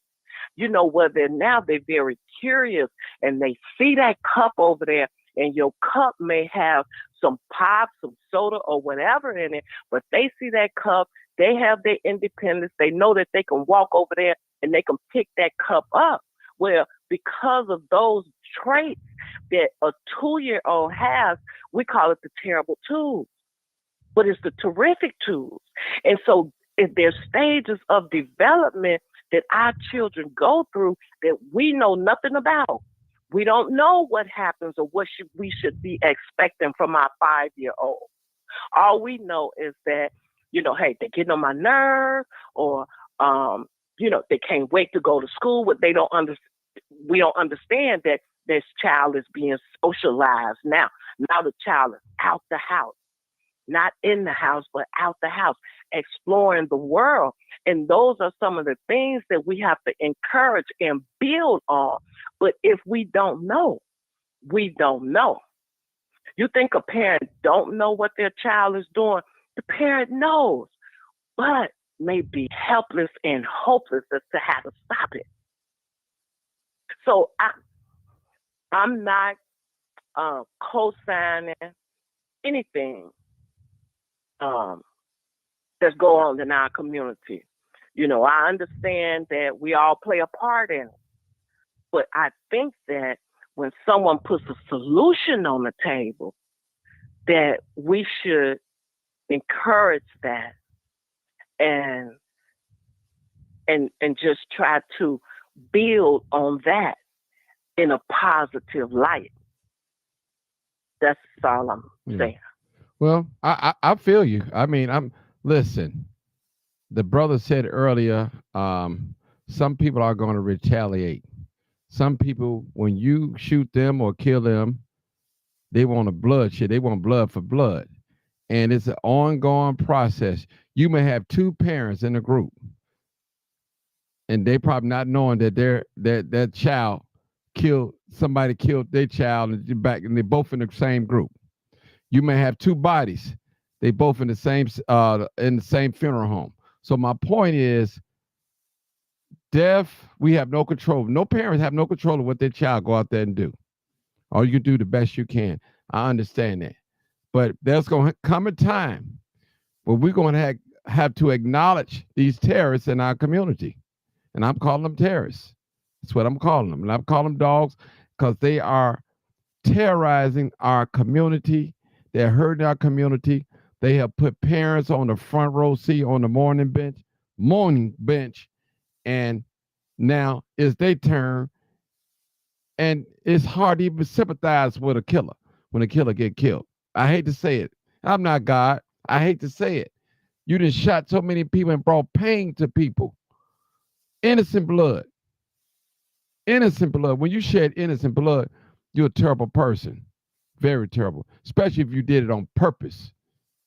And listen, I'm tired of listening to parents cry.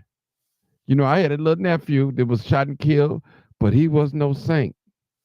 He was no saint. Now, did he deserve what I don't think he deserved it, but maybe to another person, he deserved it. He got killed in these cities, in these streets.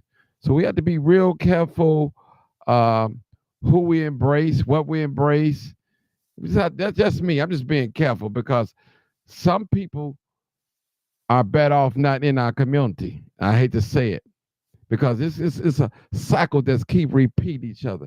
Helen, I was talking about earlier. I don't know if you was on here earlier today. There's a video that's going around. We're still talking about crime of young men, teenagers. Now one of them couldn't have been over 18. They got long assault rifles or with guns with clips and everything. Out in the hundreds. I saw that. Yeah. And they were saying yesterday. Yeah. Riding around right here. Yeah. Stick your head out the window. Anybody can get it. Anybody can get it. Anybody can. These right are on 99. Yeah, Helen. These are our teenagers. Now, you can't tell me. Let me ask you something. Go ahead. Let me ask you a question because I saw that video too. What's the solution? Now I'm finna tell you. This is what I'm finna get. Listen. I'm finna tell you. Listen. Whoever put that video out on all platforms. Now they probably put it on Instagram or TikTok, but that somehow that video is on Facebook now. Now, I'm quite sure that somebody recognized, a relative recognized them young boys, even with their face covered up and know their voice. Voice is distinct. You can hear my voice. So what I'm saying is somebody needs to go have a talk with them. They need to, because actually they ready to kill. And my thing like that's not a good look. Them young brothers doing that. I mean, I support young people. So the solution is they need to be set down, talked to, or whatever. Something got to be done. They can't continue to, Helen, we got to come outside. We have to eat. We have to go to work. We have to. They got to their language that I walk up that street every day. They said anybody can get it.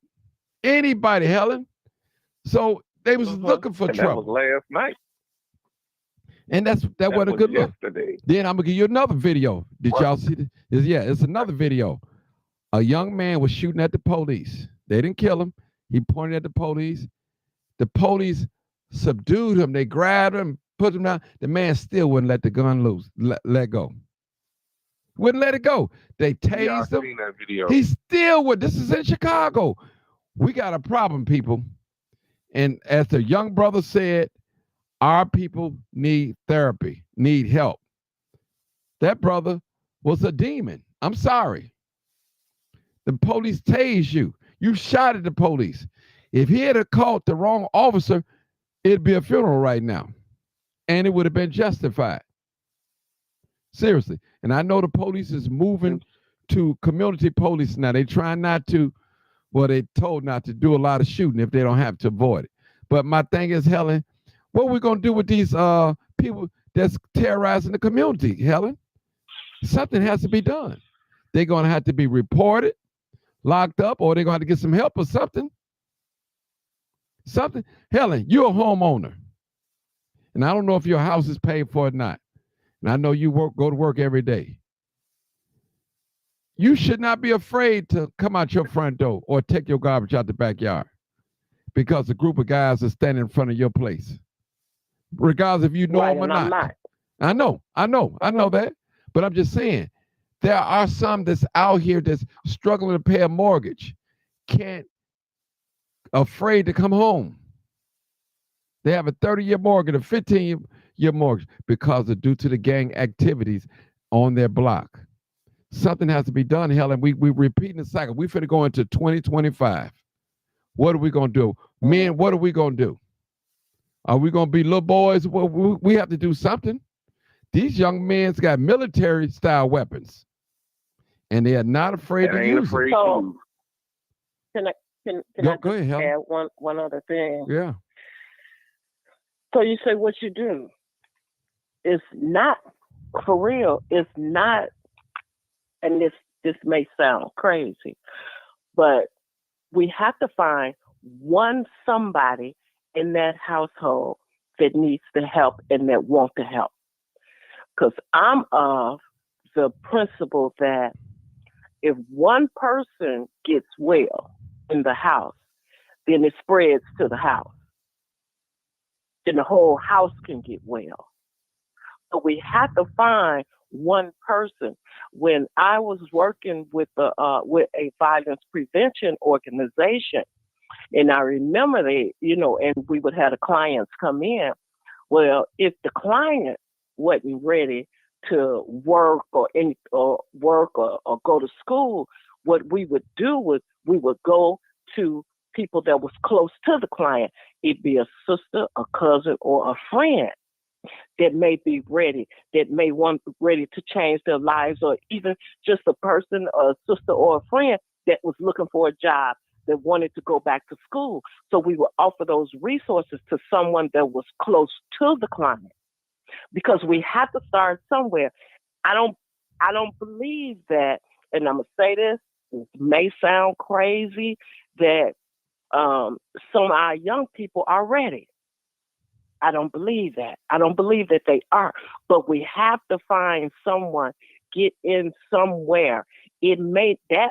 Maybe that young person is not the one that we're supposed to meet where they are, Maybe it's someone close to them, So, whether it be a parent. like now, But we go ahead. go ahead, brother. Go ahead. Go ahead, brother. No, I agree. I agree 100%. I think Martin, the question on the table was, what do we do, right? How do we stop this, right? We have to put a stop to this. And I think I agree with Helen. Demons are going to be demons, right? When it gets to the point to where they choose to do, the violence or whatever, you gotta, get out of the way. But you have to find those and work with those that are willing to listen, that are willing to go through the steps to change their lives so that they don't go through, the same process as, that brother or that cousin is going now. So I agree with the sister 100%. If you can't get the person who's actually committing the crime, then provide the resources to someone close.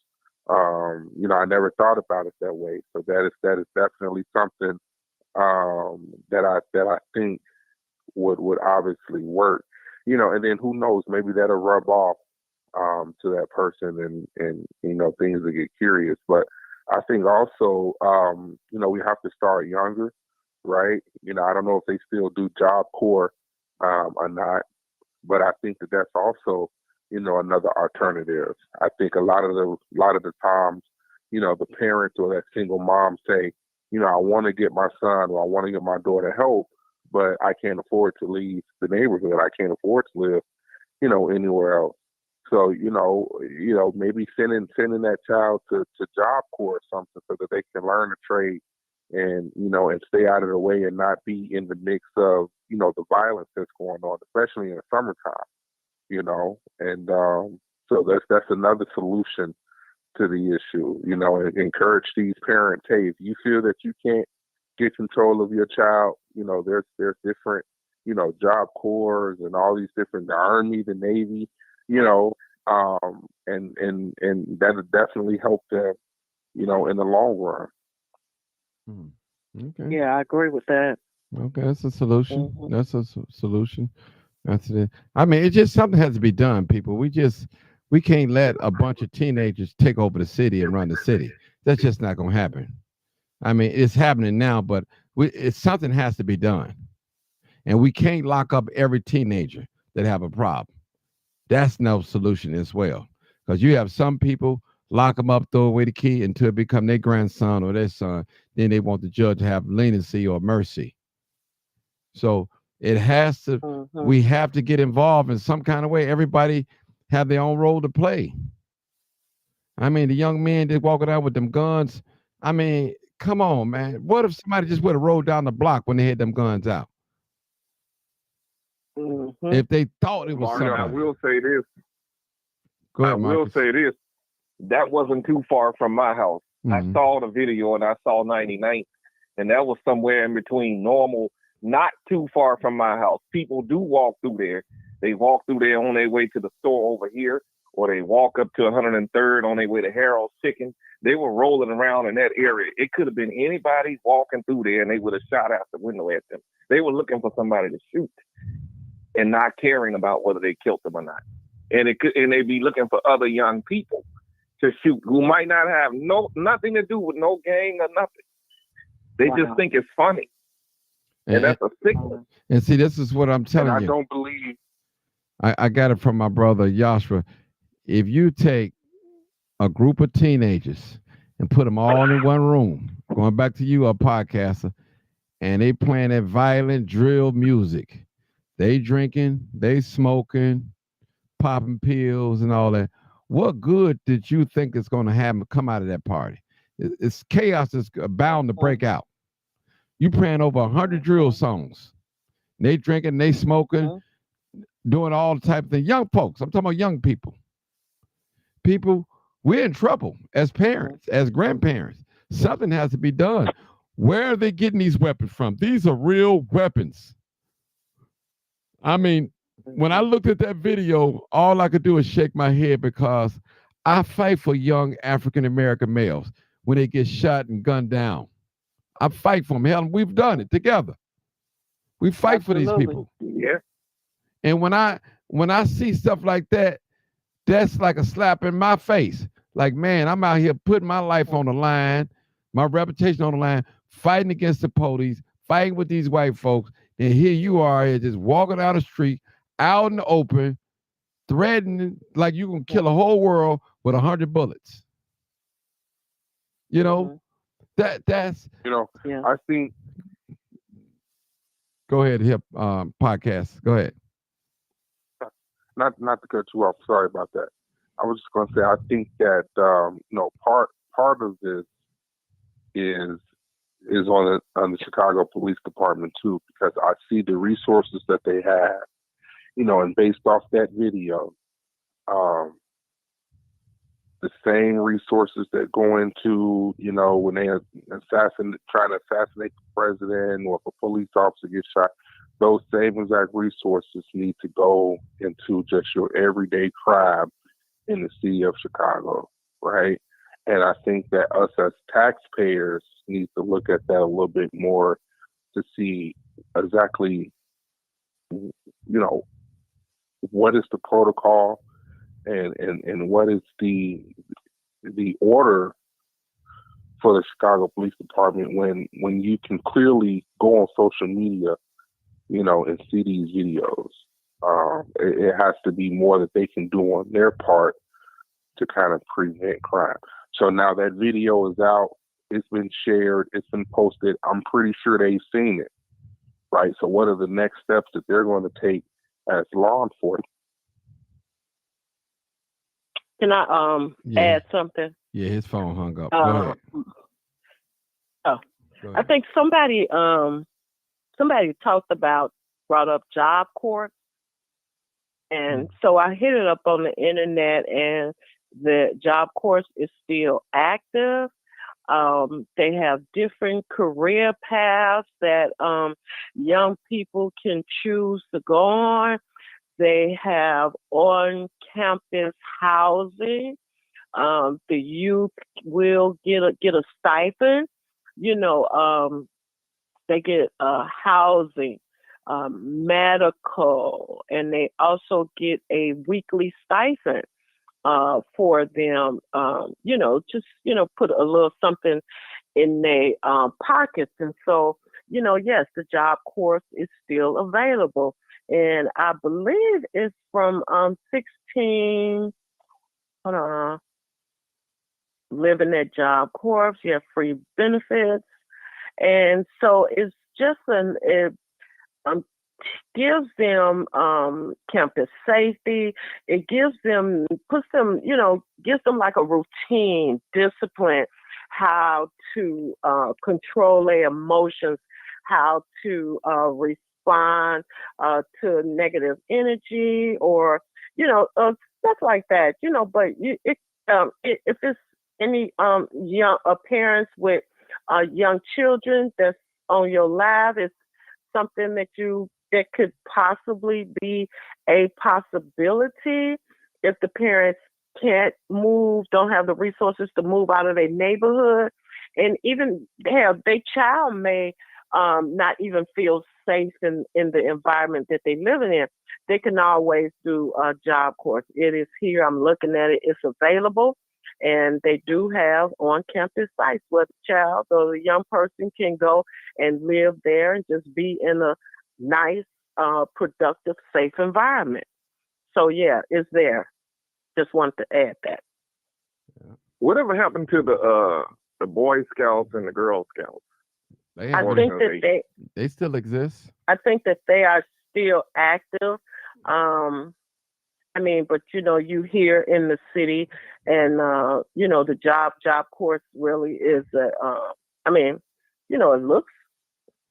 I haven't heard anything negative about. I think there was some. Was it some things or something that was going on with the Boy and Girl Scouts? I'm not. It was a lot of molestation. Right, I thought so. Child pedophilia going on, and that's why a lot of parents pulled away from that. But the Park District also has programs They just don't put it out there like they should. They have programs to keep these kids busy. And it used to be, the city used to have a strong after school program going on. I don't know what happened with that. Well, Yeah. let me say this, Marcus. Some of these young folks, they in so deep, man, they can't go nowhere. They can't even go to school now. They can't be seen in public. Right. Yeah. They in so deep, man. Trust me, they in so deep. They truly are. No, I agree with that. I do. Yeah, I agree agree. with that. They in so deep. Can I interject something? Yes, sir. Go ahead. One of the things, there's two types of talk that we actually have, and what my sister was talking about, she was talking about support groups, and also there's a thing called change talk, and there's a thing called sustain talk. Sustain talk means that we're going to keep things the way they are. Change talk look at the strengths from a strength perspective. So one of the language, I think the language that we actually use is very important. One of the things that needs to happen is establishing a relationship with these children, with these young people, and seeing the world through their eyes. Because oftentimes we think we know, but we don't know what's really actually going on. I think that's one of the most important things to do, is be able to listen to and not to really, talk down or ridicule or label demons and those things. Like, everybody don't need therapy. And as my sister said, regardless of what we actually think or feel, they are getting therapy. They're developing coping mechanisms, and that is through the drugs, the sex, the drill music and all the rest of those things, because that's how they actually expressing themselves. And that's what podcast was he talking about when he was talking about the processing of those things. So in order for us to see what it is they see, then we can form our opinions. But though back in the day, Martin, when we was coming up, they told us to suck it up and drive on, suck it up and drive on, suck it up and drive on. And that's the difference between our generation and their generation. Their generation, Miss Helen and what she did, my grandmother's name was Helen too, bless you, I know you ain't. But what she's talking about is actually sitting down and talking to. See, they're different from what we are. We hard, we DMX people. They're a little bit softer, and they have the ability to express themselves differently. Yes, way differently from than we did. I mean, they're very in touch with the things we was told to drive. Suck it up and drive on John Wayne, DMX, My Dog's Bite, and all the rest of that. But they are in touch with who they are. So I have to watch the language that I actually use when I use with them and to them, and labeling them. And I'll land right there, because what she said about therapy and everything, I can tell podcast and Miss Helen has been through some therapy and led some groups, because I understand exactly everything y'all saying. And what I understand, you talking about the stages of change and those things like that. So I understand exactly what you're talking about. But the first step would be is to how do you see the world? What is it that you see? And then we can formulate our opinion. But demonize them and talking about this and what are we going to do? And they need to be locked up. And I can see some of the comments talking about, the consequences of death and the consequences of these things and everything. Basically, if I was young at that age, it tells me that you don't care about what the hell I do or how I feel. So therefore, in other words, I'm supposed to be looking to you for answers, but unknown to you, but you put me down. Yeah. Well, you're making me feel worse about myself than I already do. And you're right with you're right with a lot of comments, because a lot of people have been hurt by young people. They've been carjacked, they've gotten their car stolen, their homes have been broken in, they've gotten robbed, they've gotten shot at, they killed their nephew, killed their son, or raped their daughter. I mean, so there's a lot of bitterness toward young people. A lot of bitterness. But do you know why I feel that? You know why I done all those things? I done all those things, Martin, because you don't care about me. My neighbor don't care about me. I done all those things because I'm hurt, because nobody won't listen to me. Because one thing, and Miss Helen will tell you this right here, a child feels more secure when there's discipline in the home and love in the home, because you actually tell them you're paying attention to them and being involved in their life. Then that's what a lot of us don't understand. A child actually feels safer in love when you tell them, no, you can't go there. No, you got to sit down and get your homework. No, we got to do these things like that. And then talking to them like a person. What about the child that comes from a 2-parent household, great upbringing, but decide to be defiant about what they've You're been talking taught. about like 0.3%. Right. But I'm just saying, 1 or 2 or 3%. but it can. I don't know the percentage on that, but it definitely happens. Everybody won't be saved, people. Trust me. Everybody don't want this change. They're going to buck up against what we're trying to do.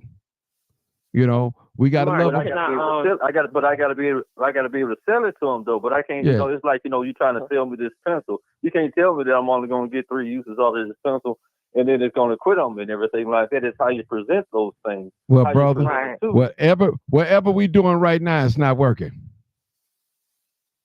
It's working. Mark, can I add something? Go ahead, Helen. It's working because you know why it's working? Because y'all speaking on it. It is working, Mark. Right. What you doing is working. Absolutely. What you doing is real powerful, Mhm. brother. So if you ever say that again, what you doing is working. Absolutely. I'm It's just powerful. basing it on the fruits, brother. Mhm. We're not reaching the young people. We there's a bunch of old folks on this live talking right now. Now it might be Well, some this young is ones the listening. first day, Martin. It's I know. the first day. It's the I first know. day. It's the first day. We like almost talking to the choir. We need some young people on here so we can address them. Go ahead, Helen. Go ahead. I wanted to, I had spoke earlier about the stages of grief, and I don't know if our community knows the stages of grief. So just real quick, my counseling days are kind of like coming back up, right? And so the stages of grief, the first stage is denial. And that is where we deny. We deny that the person is gone. We are denying however the person was killed or died or expired. We deny all of that. So we mostly go through those motions, the first 2 weeks or whatever. The person is still there before the funeral. Usually around the time with the burial and the funeral, and now we start dealing with these emotions of anger. Now we're angry. Because now, once the person goes into the ground, it's finalized. It's over. The denial is over. I cannot deny it anymore because now the person is in the ground. We become very angry. And usually, that's where our community stops. At the anger.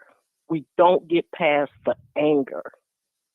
After anger, when we go through a normal grieving process, then we go through this bargaining stage where we're asking God, just bring the person back. Even though the person is gone and buried, we start bargaining with God because we want the person back. After bargaining comes depression. Some people can go in depression. They can stay in depression and get up and go to work every day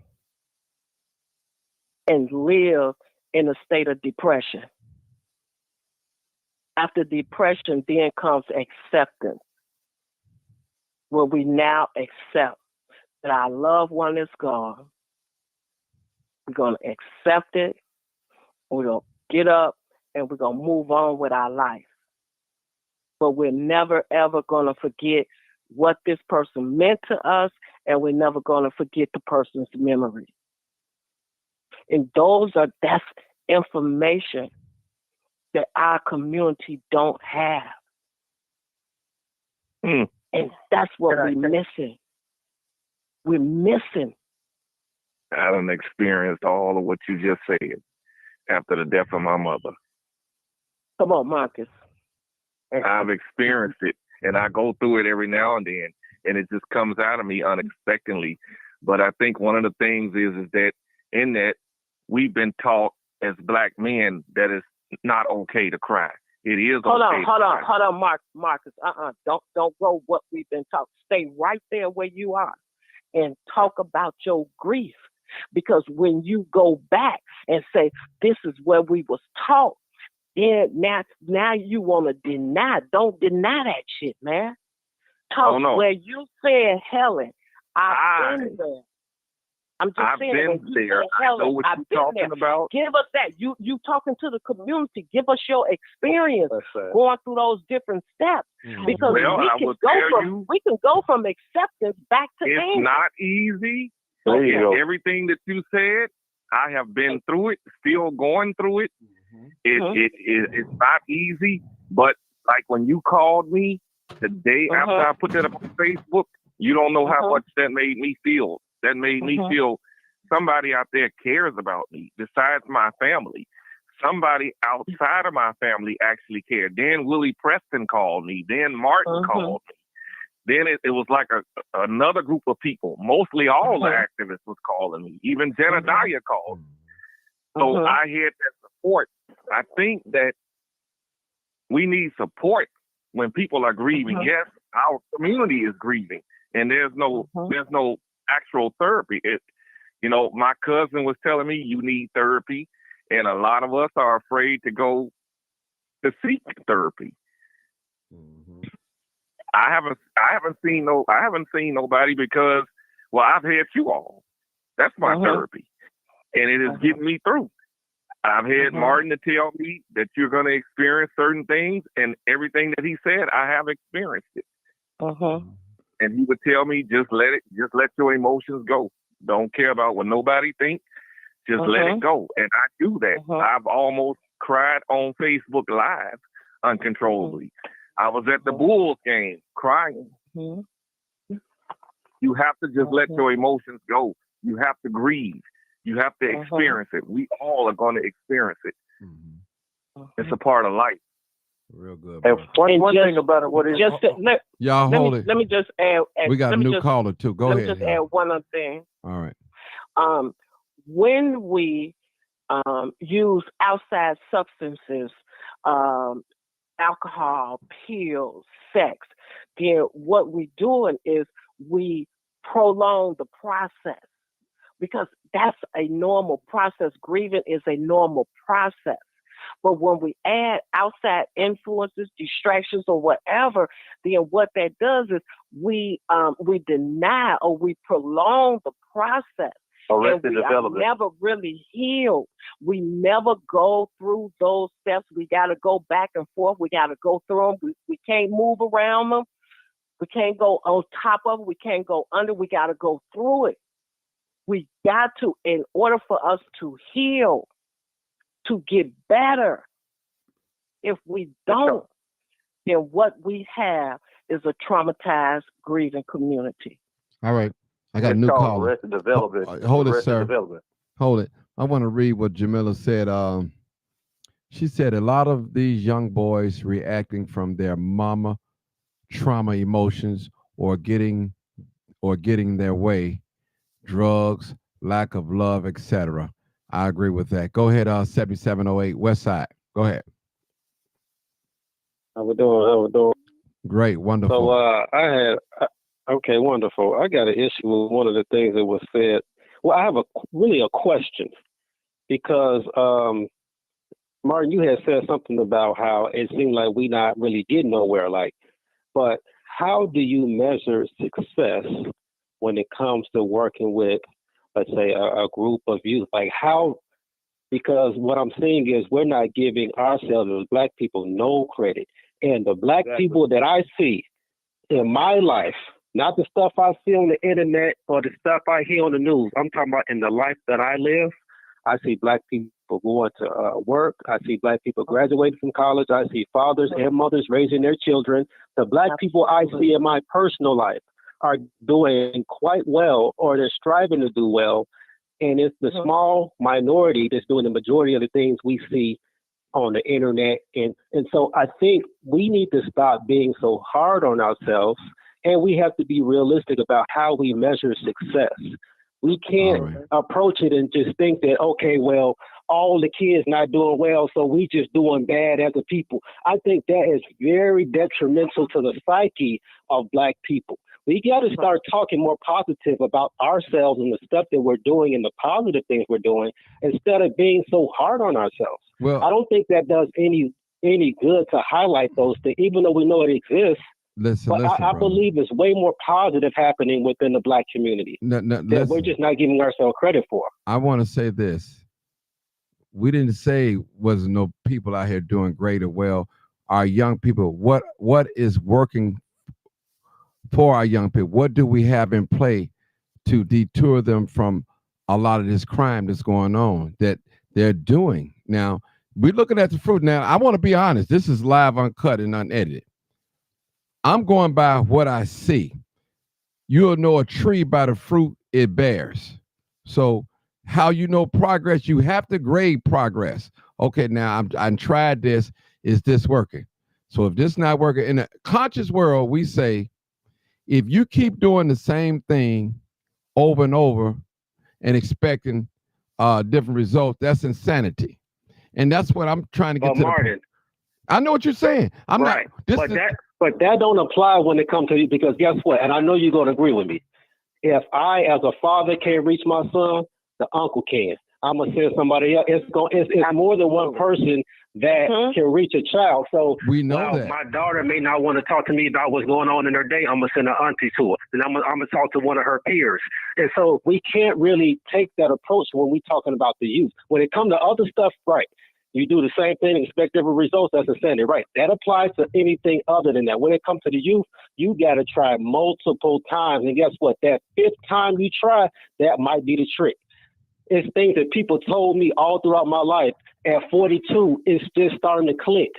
Messages that I've heard multiple times. But you're not young. All throughout different developmental stages of my life. But you're not young, brother. We're talking about the youth. We need something. Listen. Trust. Right, but what I'm saying is, when you say it the first time, it might not stick. Right. When you say it at 18, it may not stick till they 23. Right. When you say it at 23, it might not hit them till they 25. Well, they might not live to see 25 if they keep going on the route that they're going. You know, it's so. But it don't always hit them when we want it to hit, but we can't give up, though. I never said give up. I never said give up. I said, I agree with what you said a long time ago. We can't save everybody. I said, no, that don't mean that we don't try to save everybody. We have to try to save everybody. I don't agree with that statement at all. I know that. I don't agree with that statement. I know that. That's putting out now. But man, we got to be realistic. We got to base this thing on what we see.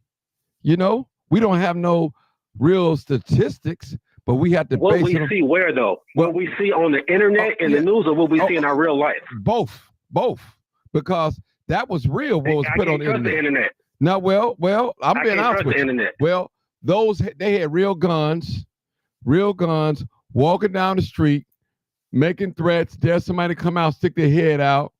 You know, that's real, and that's in the black community. I mean, but guess what? If you would have never said that, and if you would have never mentioned it, I would have never even known that existed, because it don't exist in my world. Well, listen. Let me just say something, brother. Let me say something. You may not watch a lot of social media or TV and all that. That don't mean because you don't see it, it's not happening. See, I'm operating as a group, not an individual. Now, we have a lot of individual success out here. Now, I always talk about that. But when it comes to a group, I think we're failing. We have an F because we're not sticking together. I don't know about that. Well, I'm just saying. Okay, so the question is, how did you measure success then? We need to know what the measure is, so then we can gauge how we're doing. Okay, how do we measure it? How we measure success when you see a young person doing what their mother asked them to do, going to school, going to work, doing their homework. That's how you measure success on that. But well, a young person. Now, okay, so I get that. How do we actually measure that? Like, okay, that sounds good, but how can we, let's say if we were to take a poll, how can we would have to actually go to the schools and see how many students are making it. We would have to really get the stats on it to really suggest that that's not happening. So let me ask you a question. If you see a bunch of young teenagers coming down a certain street, are you going to walk through them, go the other way, or you going to slow down? You'll keep your antennas open, or what are you going to do? What's the feeling? I'm going to walk past them and I'm going to greet them. Okay. I'm going to walk past them and greet them. Okay, what's the feeling that you'll get inside? Most of us as adults. I don't feel nothing. Yeah, well, that's you. I don't feel nothing. Yeah, well, I don't feel like that. Because I don't fear my people. I don't fear my people. I fear my people in certain situations. I feel them because they don't know no better. And they think that. Because guess what? If we got to be careful the messages we give out, because if we think that, of course, the white people thinking that, we can't allow ourselves to think that about our own people. Otherwise, we failed them. We can't allow, as the elders, we can't allow ourselves to have that mindset about them, because that means that we don't have no hope for them. We can't do that. True. Well, that's why you we walk have past this. them, you greet them, you acknowledge them. Listen, I acknowledge young That's people true. all the time, but I'll say this, brother, and I'm being honest with you. The average person, they got a gun sitting in their house, they got it for another black person. If they really want to be honest, I don't know about that. I'm just saying. Well, I don't know listen, about that. listen. If you really want to be honest, I guarantee you, most people that got a gun that look like me have it for a person that look like from waiting on them. Most of them, not all of them. Oh. Can I jump in real quick? You go Can I ahead, jump in real 901. Go ahead, 901. Bart, here's the thing. Don't take it personal. No. What the brother is saying. No, I'm not brother. Listen, this is my good brother. I don't take it personal. I'm just Yeah, that's my brother Mark. We just talking. Yeah, We're don't just take conversation. no personal. I know. I don't take nothing personal. But what? No, I know you're not taking it personal. This What is about what the truth. I'm saying is basically what he said. I agree with what he's saying because notice how you highlighted the gentleman with the gun. So let me ask you a question. How many black kids did you see this morning walking to school with their books, holding their little brothers and sisters' hands, taking them to school? I didn't see it. I didn't see none because I didn't come out this morning. So I laid in the house when the snow. But I'll say this. Hold on, brother. Hold on. I'll say this. What I'm saying. I know what you're saying. What I'm saying is you're saying the average. But brother, how many? I don't know if you ever lived in these high crime areas. A lot of us is talking. We don't live in these areas no more. We moved on, and we don't have to worry about carjackers. We don't have to worry about a lot of these elements in these prostitution, guys selling dope in our alleys and all. We don't have to worry about that anymore. Even myself. But I'll say this, brother. But what No, hold it. Let me finish this statement. What about the ones that live in these areas that's dealing with the elements of young people robbing, stealing, prostitution, gang banging, high police activity? What about them that's paying? What about the adults? I should never eat them nuts. The adults that's paying a mortgage, that's afraid to come out or leave a certain time of day because of the community. Well, Martin. Well, hold on. I think you're talking to me, but I understand because I asked the question. But I understand what you're saying, but you really didn't address what I was actually saying. The thing about it is, what my brother's trying to say is, you're highlighting the negative part about this. Brother, listen. Hold on, brother. Hold on. Listen. Let's not get confused what's negative and what's true. So a lot of things are true, but we call them negative. This is true, brother. We have a gun problem in our community. Don't call that negative. Mark, I just got to say this one thing. I just want to say this one thing real quick. And I'm going to give a perfect analogy.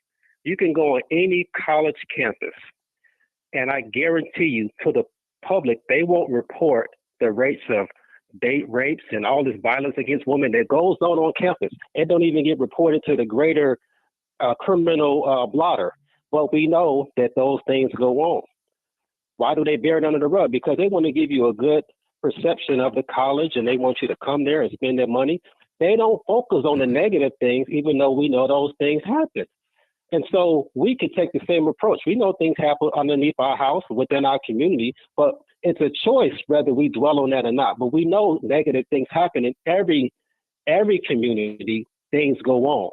It's a choice whether we dwell on it or not. So the same thing with the analogy of a college campus. It'd be all type of stuff that happen. It'll never get out to the public. Why is that? They protect the perception. They protect their identity. We need to do the same thing. If black was a brand, how good of a brand ambassador would we be? We'd be horrible brand ambassadors. Beautiful. Well, let me just say this. And another thing, hold it, brother. Hold it, brother. Hold it. Let me address these things here, man. Listen, y'all quit calling these what we saying is negative. It's true, bro. People are getting shot. People are getting killed. People are being hurt. People are being traumatized by this crime. We can call it negative, whatever, but it's the truth. It's happening, and we have to deal with it, brother. We cannot brush these problems under the table anymore. We as adults, we are being held hostage in our own city.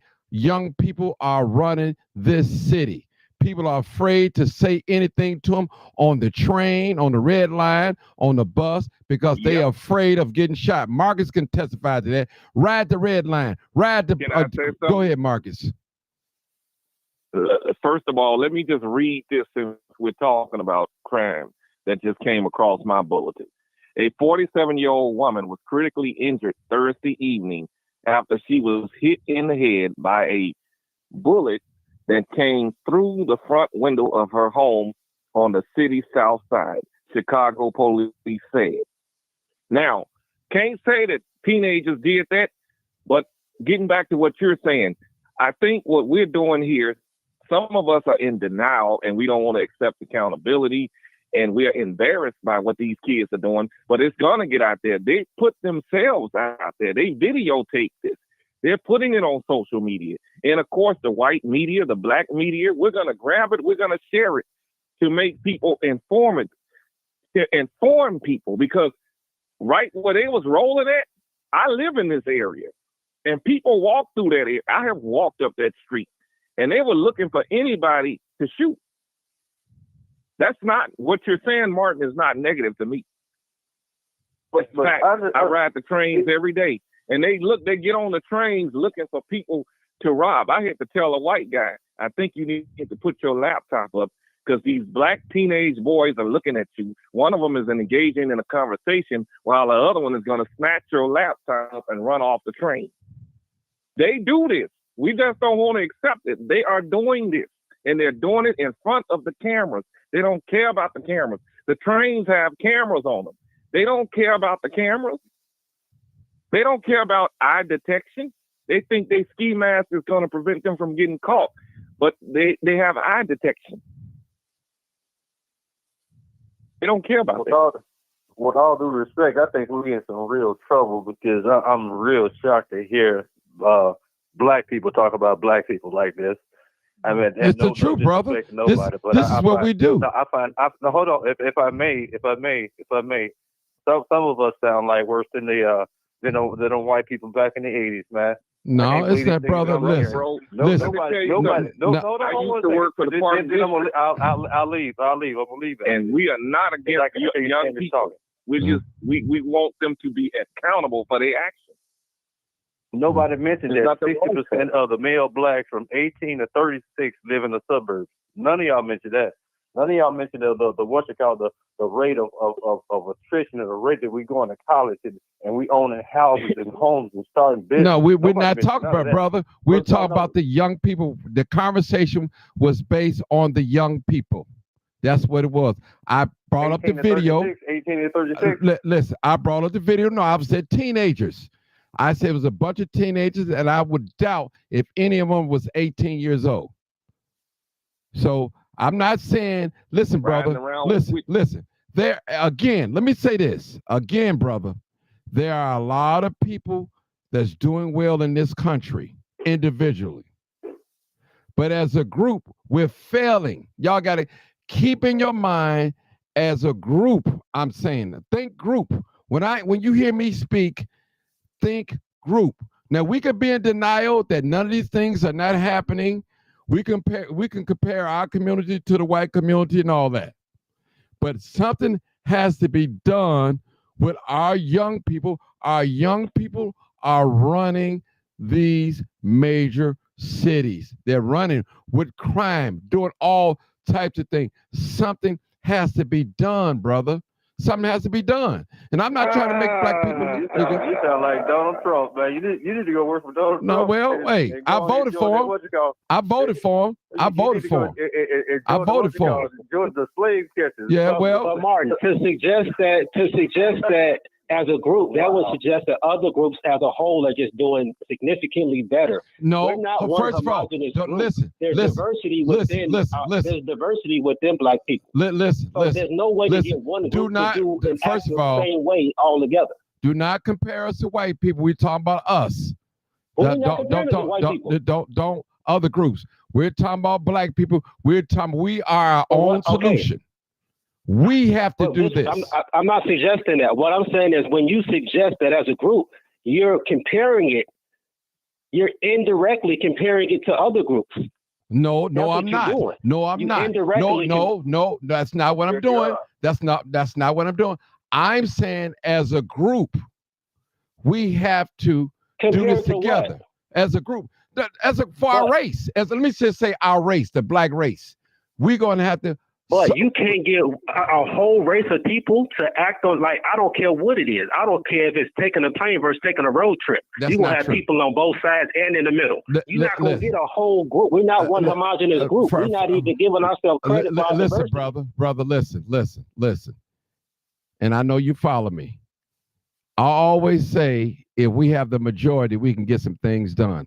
We know, and I've always said publicly, you're not going to get every black person on board or what we're trying to do. I've always say that. Right. I've always say that publicly. But if we get the majority, we can win as a group, as a race. Let me ask you this, Mark. Yeah. But and I agree. But let me ask you this. Talking the way you talk, though, I don't understand how you. Hey, brother, let the brother talk. Then I got a new caller. Go ahead. Let me ask you this one question. So if we polled all black people as a group, with the issue we're talking about tonight, would that be the top priority, or what do you think would be the top priority if it came down to, okay, this as a black race, these are our top concerns? Would that be one of the top concerns? With our youth, crime, yes, with our youth. You think that'd be the top concern? Listen, let me just say this. I know it'd be a Chicago concern, but that's more local. Okay, but listen, the same problem that we got, they have in New York, they have in California, Baltimore, St. Louis, it's the Cincinnati, Ohio. It's the same. Wherever a group of black people, it's the same thing. People gang banging, standing in front of these liquor stores, do all these things that we see. It's the same. It's the playbook. It's the same everywhere, brother. But let me just keep my point. Listen, nobody is going to save black people. You can call me a Trump lover or you can call me a Kamala lover. None of these parties are going to save black people. We are our own solution. And if we waiting on somebody to save us, to help us, it's just not going to happen. If they have not done it in all these years, it's definitely not going to happen. We have to do this ourselves. But that's kind of a separate issue. Right. Now, what I'm saying is, when I say save us, help our youth, brother, because if we don't, brother, we're going to have a generation of youth that's going to be lost out here, man. You got the average young person that don't even know how to change a flat on a bicycle. We're not even going to talk about a car. They don't even know how to hold a hammer. I'm just saying that. I'm just saying, brother. Why is that? Let's go to the new problem. That's not a black issue. No. That's not a black issue. But we have a problem in our community. Why is that? Let this new call. We got a new caller, 6544. Go ahead, caller. I don't know who you are, but go ahead. Good evening, gentlemen. Martin, I keep saying I was gonna stop calling in. Well, don't call in, then. You can't help it. You can't help it. Go ahead. You can't help it. No, but the reason why I chose to call in tonight because I wholeheartedly agree with you, and I know why you probably put this thing together because we all saw that video. And I actually used to stay not that far from there. That area actually is pretty decent. But to the two gentlemen, I want to employ you all to really re-listen to yourselves once this live is done recording. You all are very naive as to the seriousness of the issues of our Black youth and what's going on in these streets. And I want to say it's not just the Black youth, it's some of these grown Black men as well. My brother was murdered last year in January, okay? We have a serious gun violence problem in our community. And what you all are saying, this whataboutism about other races and what they're doing, what you all keep failing to realize is we don't give a damn what they're doing. This is not about them. This is about us. and what we need to be doing to save us. And you all need to stop overlooking that. That is something seriously wrong when young Black teenagers, I feel so comfortable to be able to record themselves holding military-style weapons and shame the walking devil. down the street, aimlessly pointing at different people's houses. I think I heard one of the young men say, yeah, I'm pointing at your ring. I'm going to shoot your ring. We all have Ring doorbell cameras, but the majority of us do. But you all are neglecting to see the seriousness in this. And I think that part is something with the psyche of a lot of our people as it pertains to law enforcement and how things should be dealt with in the Black community because of our history with law enforcement. So with that being said, sometimes we are often not so much willing to overlook, but we're unconsciously extending grace to foul behavior. And that's what you all are doing this evening. You all, and maybe because you may not, I don't know your situations, I don't know if you ever been robbed, but to see my brother laying in that casket knowing that somebody shot him and somebody that was close to him that was murdered later on last year. I lost 3 people last year, 2 gun violence. Okay? That hurts. And I don't know if you all ever experienced that. It's a different, people die. People die. But when you lose someone to violence, and particularly a stabbing or gun violence or something like that, that's a different type of pain. So I implore you all to kind of look within and really listen to what Martin is trying to tell you. We have a serious problem in our community. And, you know, we can no longer ignore it. We cannot ignore it because what's happening is it's because how people are not raising their children. It's becoming a community. It has become rather a community issue now. It's affecting all of us. So how you're not raising your children starts affecting the community, then yeah, me personally, we need to start an aggressive campaign on calling a lot of these parents out. We do. And in my opinion, if the city want to start making some money, they probably need to start there.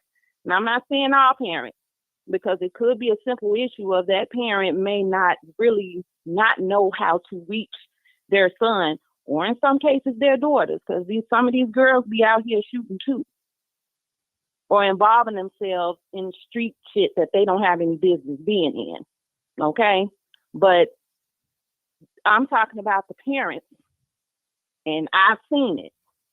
I'm strictly talking about the parents who know very well what their children are out here doing, and they're not doing a damn thing about it to stop them.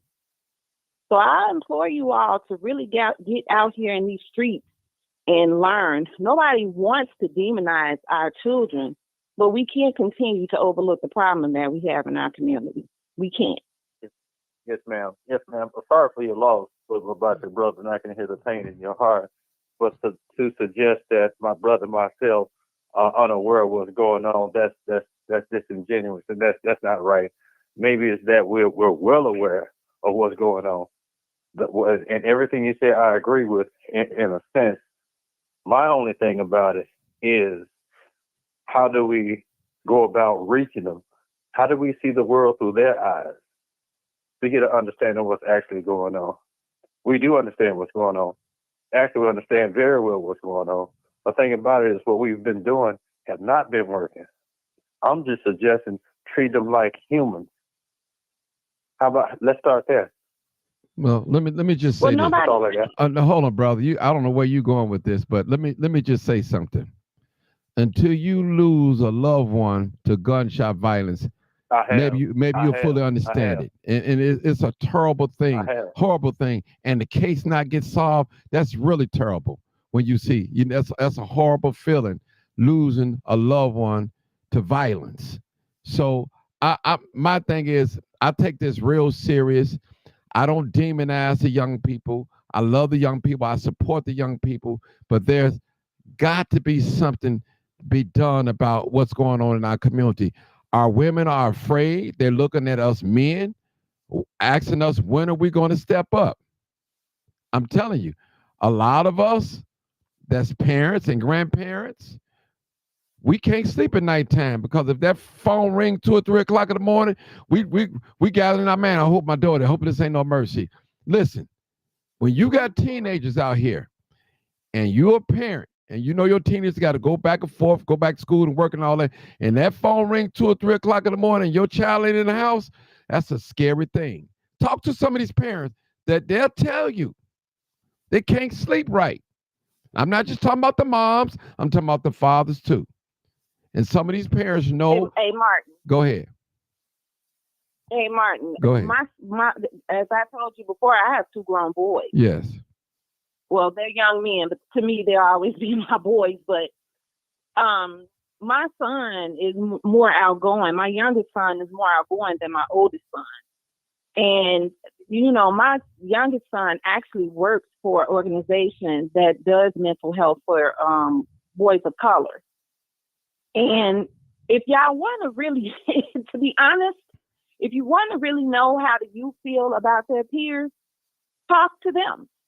My son is 22 years old, and I cannot begin to tell you the number of stories that he has told me where he himself has tried to reach out to these younger brothers to let them know, hey, you know, this isn't the way. But you are absolutely right, Martin. When my son has his own apartment now at 22 years old. And even then, I still check his location. And when I see it's 2, 3 in the morning and I see he's still out, I will text him or call him and say, what are you doing? You know, because my son is one of them that's not afraid to go anywhere because he says God is protecting me. And I get that, you know, but you don't rest until your child, even though they're grown, you don't rest until your child crosses that front door threshold. Then you can go to sleep, you know. And to the gentleman that responded to what I said, I specifically said, I don't know if you've ever experienced gun violence personally or not. But I instead of listening to respond to me, I need you to understand what exactly it is I'm saying. I think some of the times with our people, when we see members of our race get in trouble with law enforcement, it's a subconscious there because we don't, even though what they did might have been horrifically wrong, because of our history in this country with the police, we feel that they should receive some type of leniency in some ways. We saw that with the R. Kelly situation. We're seeing that with the Diddy situation. Even though what they did was horrible, we still want to extend them grace because we simply don't, because of our mistrust with law enforcement. You see what I'm saying? And the thing about it is nobody is demonizing the youth. Nobody is demonizing them. We know that they're human. But you best believe when I leave out my door and some fool trying to come up against me and my three girls that I have here at home with me, because one is away in college, it's going to be between me and him. And best believe I'm going to put him away because I'm not going to think a second thought about how his parents may feel if something happens to him versus how my children and my family may feel if something happens to their mother. It is not fair that those of us who have worked hard for our things, for anybody to come and take things away from them. So we realize that, you know, we understand that they're the youth, but they on demon time right now. I'm a little confused because you're saying a lot of different things. Now, again, what the gentleman said, condolences to your lost family member. In the same breath, you just talked about if someone coming and invade your privacy in your home, you're going to blow them down. I'm kind of confused on where exactly, I agree with you in terms of no one's giving these youth a pass. No one is saying that the people that are committing these crimes get a pass, me giving them grace. I'm not saying none of that. I never have suggested that. I don't think anyone on this line did. All I'm saying is we have a choice whether we can decide on, do we wake up and watch Channel 7? Do we look at the crime blotter? Or do we look at the people that are doing well, because we can't control every aspect of Black people. In any group, you're gonna have some good and some bad. I don't care. That's everywhere. No one is suggesting that like. But we are doing what I'm saying is of giving us credit and stop speaking so negatively about Black people and only focusing on negative. True. Yes. Sir, true. we know that there are positive youth out here. I Do can we? sit here and confidently tell you, Don't sound like it. as a woman who has nephews and sons, they are doing wonderful things. But is it fair to them that they have to come across youth that are not out here doing wonderful things? And because let's be honest, But that stuff is out of their we're control. not young. You focusing on stuff that you can't control. But the thing You is, can't control that. You gotta let that go. Because guess what? Understand is Well, we guess don't what give a then? damn about what the Well, other guess races what? are doing. Well, guess It's what? about us. Okay, well, guess what? About Don't go outside no more and hide underneath your bed and stop living there. If you that's like we can't live like that. Stop living. We have to do something. I don't know what it is about this that you all are not. No one is saying not doing nothing, but you talking You all about. are saying that we are focusing on the negative. It's not that we're focusing on the negative. We're saying that we have a crisis in our community. I don't give a damn about what's going on. We're aware of the crisis in the That's community. what We're we're aware of the saying. crisis in the community. But the thing is, when you bring up and keep saying that what's going on, I'm gonna tell you what. I'm gonna tell you something. I'm gonna tell you something that my great grandma told me. Guess what? But guess what though? But guess what though? Let me tell you something. And let me say this though. You don't want to hear what I'm going to say. You don't want to hear this. You only want to hear negative. We talking about us. This is about us. But We don't listen. care about what other people are doing. We Okay, talking listen. about us. No one talk about no other people. We talking about Black people. But you are. But guess what? You mentioned about what crimes that people in other races are doing. When did I say that? When did I say that? I don't think you're really listening to me that well. But ma'am, guess what? Ma'am, guess what? Let me say this. Everybody not struggling. Not all Black people experience the same. Like this might be considered a minor issue. Every Black person not struggling. Every Black person can't relate to this. Struggling? Where you Everybody not hurting. We're not talking about financially. Everybody brother. not living in poverty. No, we understand. Listen. I specifically said in these. But again, we're talking about Black people like we're one homogenous group. Right. And we're not. There are Black people that are well off, that are doing well, that are concerned about these things. Individualism, sir. That's the problem. You talking about one type of Black person. You're talking about individualism. Listen. No, I'm not. You're talking about one component of a Black group. Remember, I said earlier. Hold it. Remember, I said earlier. Some of us that live in these crime areas, prostitution, gang banging, dope selling, and all that. These are the things. Okay, I'm talking about Blacks.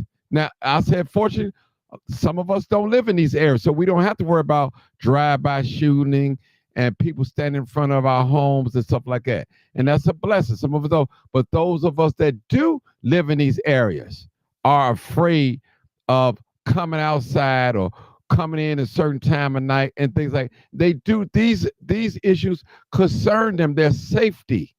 It's a concern. It may not be a concern to you guys. You guys may live in a middle class neighborhood, or affluent neighborhood. You don't have to worry about that. It's not a concern. Okay, but I've never said that those things aren't a concern. I didn't say, but I'm just saying these are things that we talk. These are where these things happen in these areas, in these Black high crime areas. These things have happened. You know, when they pulled the gun out yesterday, walking down the street. That was in the Black community. It wasn't in the white community. All Black community. These were young men, and I'm guessing no one was really 18 and over. You can even hear the voices. They had their face covered up. You could see their eyes. So that's a concern to me. Anybody stick their face out, they can get it. From that concern, what happens now? After the concern, that's why. All right. That's why. Hold on. Hold it, people. Let me talk. The host is talking. That's why we're here discussing. In order to solve a problem, you have to ask a question. You're looking for a solution, and that's why we're here to tell you to identify the problem. For those of us that don't live in these areas, we might not identify what's going on in the inner cities, in these high crime areas. Some of us live in these areas. Well, you don't have to live there to identify. No. So but that's you can hold on, no. Let me just say, it's not a worry for you. You listen. In terms of the safety component, maybe not. What we're talking about. It may not be an immediate, imminent threat. Listen, but you still the title of this this program is called Chicago Crime. That's what it's talking about. We talked about mental health. We talked about crime. That's what we're not talking about the graduates. We're not talking about affluent people that are doing great. We're not talking about that. We're talking about the conditions that's happening in Chicago. Just about, we have 77 communities. Maybe a little bit more than half. Percentage? What percentage of the youth down there doing crime in Chicago, which I would say? What percentage? I don't know the percentage, but you can Google that while you're on the phone, while you're on the computer, and look it up. You can say that, because I mean, so I know you don't live here. You don't know the numbers. No, I don't know the numbers. But I follow crime. I do follow, and I live here, so I follow crime. I do follow crime. And that was a crime that was committed on yesterday. In your estimation, what would you say? No, I've been following. Hold on, let me educate you a little bit so you know who I am. I've been following crime about 10 years now here in the city of Chicago. I'm one of the ones. Hold on, let me just say this. I don't keep the statistics on everything, but on my page, which is taken down now, I got a list. I got over 1,000 videos, maybe 2,000 videos of me going to different crime scenes, which is called participation observation. Now, I got that. That's documented. Can't nobody take that away from me. So these are the crime scenes that I've been on. Not being paid, not asked to go to these crime scenes. I volunteer my service to go to bring awareness to the city, and not only to the city, to the whole world, and let people know what's going on here in the inner city in Chicago. So I don't have the numbers. I don't have the number, but I have some videos. I have documentation to prove a lot of things that I'm saying, to back up what I'm saying. And most of them crimes with no numbers. Well, listen, I got videos. I got over 2,000 videos, maybe more than that. I'm just estimating. I got 1,000 on Facebook. I mean, YouTube. My page just got taken down last month, the 15th or the 16th. So I got. Well, you know what, Martin? One thing I just want to say just to interject real quickly. I think what the gentleman, and I don't want to speak for you, but it's like if we had them numbers, that might help. Just like I was trying to ask, like, how do you measure success? Because if we just blindly saying that this is a problem, like, how do you solve it if you really don't know what we're working with? Okay. Like, okay. Exactly what we work with to see how, like, we can look at it and say it's a massive problem, but how massive is it really? Like, I know it is a problem, but like, what are we really working with? What are the core facts so we can know exactly how to address it? Okay. How big the issue is? Okay, let me go pull up some numbers. Let me go. Go ahead, sister. Go ahead. Go ahead, Martin. No, I was just getting ready to say, I don't have the numbers offhand, but speaking as a person who has a bachelor's degree in criminal justice, as it pertains to the crime statistics here in Chicago, I can tell you that the homicide rate between the different races in Chicago, Black men make up a higher percentage of the homicide. Did you just say that I thought we weren't doing against races. I thought you just said we weren't doing against races. As a person with a bachelor's degree hold on. In criminal justice. Don't stop her. Don't let her talk. See, brother, listen, brother. Hold on, sister. Brother. Hold on, brother. You're listening to respond. See, you got the spirit of trying to trip people up or what they're trying to say, brother. Don't you listen to understand? Hear her out, brother. You want somebody to listen to? Hear her out. Hear her out. Just hear out. Then make your comment. Disrespect did be disrespectful, and you allow it. Listen, and then you how did she disrespect you? Because she disagreed with what you said? Is that a form of she didn't call you out? She didn't hold on. She didn't call you. She didn't call you stupid. She didn't call you dumb. She didn't swear at you. She didn't do none of those things. She didn't say none of those things. She disagreed with what you said. So you think that's a form of disrespect? Come on now, brother. Let's be real now. Go ahead, sister. Is that 901? Yeah. Didn't somebody just call him stupid on the live a couple of nights ago? And I actually felt that she was wrong for that, for calling him stupid. Sir, what I'm about to say to you is this. You don't have to take my word for it. Google is very accessible, and you can look at the Chicago crime rate. As we're talking about statistics, yes, I brought other races in it because you just sat up and said that we don't have the data. Data is available. You can Google it. You don't have to take my word for it or Martin's word for it. I know the numbers. Martin. The black. Okay, when she's done, Marcus, I'll let you talk. Right quick. Okay, Marcus, let her finish. Rate, Go ahead, sister. The black homicide rate amongst black males in Chicago outweighs other groups here in the city of Chicago. That's not good. That's not good at all. And I don't. Do you have the exact number just so we can know what we're working with? You can get the exact number. No, I'm just wondering. I'm just asking. No, but you're asking me because you're trying to be literal right now. No, not at all. I just want to know how big. I just want to know what we're working with. You can Google it. And I just want to be informed. That's all. You can Google it. All right. I wanted to see if you had the number. I wasn't sure how knowledgeable on it. I just was. Okay. I said to you that I didn't have the numbers offhand. Did I not say that? That wasn't me, ma'am. That wasn't me. Miss China, let Marcus read something real quick. Go ahead, read some, Marcus. Marcus. Okay, this is off the Sun-Times Wire. This is off the Chicago Sun-Times Wire. And basically, it just breaks it down. Young black men in areas of Chicago and Philly more likely to die from guns than troops in battle. A young black man living in an area around Garfield Park is 3.23 times more likely to die from a bullet than U.S. service members deployed in Afghanistan. Now, the stats don't lie. If you want stats, sir, you can contact the Chicago Police Department, News Affairs, Media Department. They will give you the stats. Unfortunately, people on here don't have the stats right off the bat, but they will give you the stats. I think the problem here, again, is that some of us are in denial. We're angry. We're really angry at this problem, and we're saying, why is it always blacks? The fact is, it's black youth out here making stupid decisions, and they're videotaping themselves doing it. Ain't nobody jumping in the car with them videotaping it. They're doing it themselves. They're proudly doing it because they feel that there's not going to be no severe consequences in their actions. They know that if they get locked up, they're going to get right back out. Okay. Allow me you to can apologize contact the Chicago police if you want that.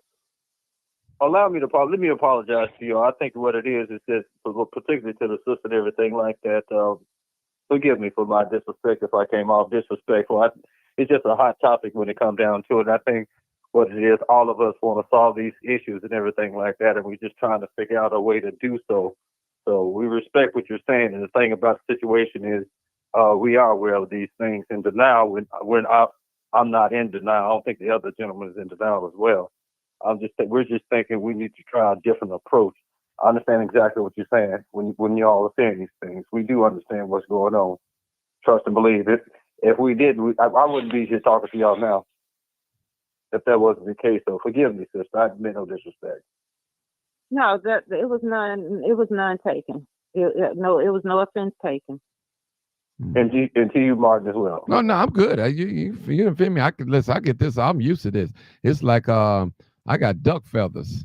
You know, when water come on me, roll right on off. I just check it. So this is what I'm talking about. This is what I wish we could do as a people. Do exactly what we just did. Me extending my offer of forgiveness, you all forgiveness.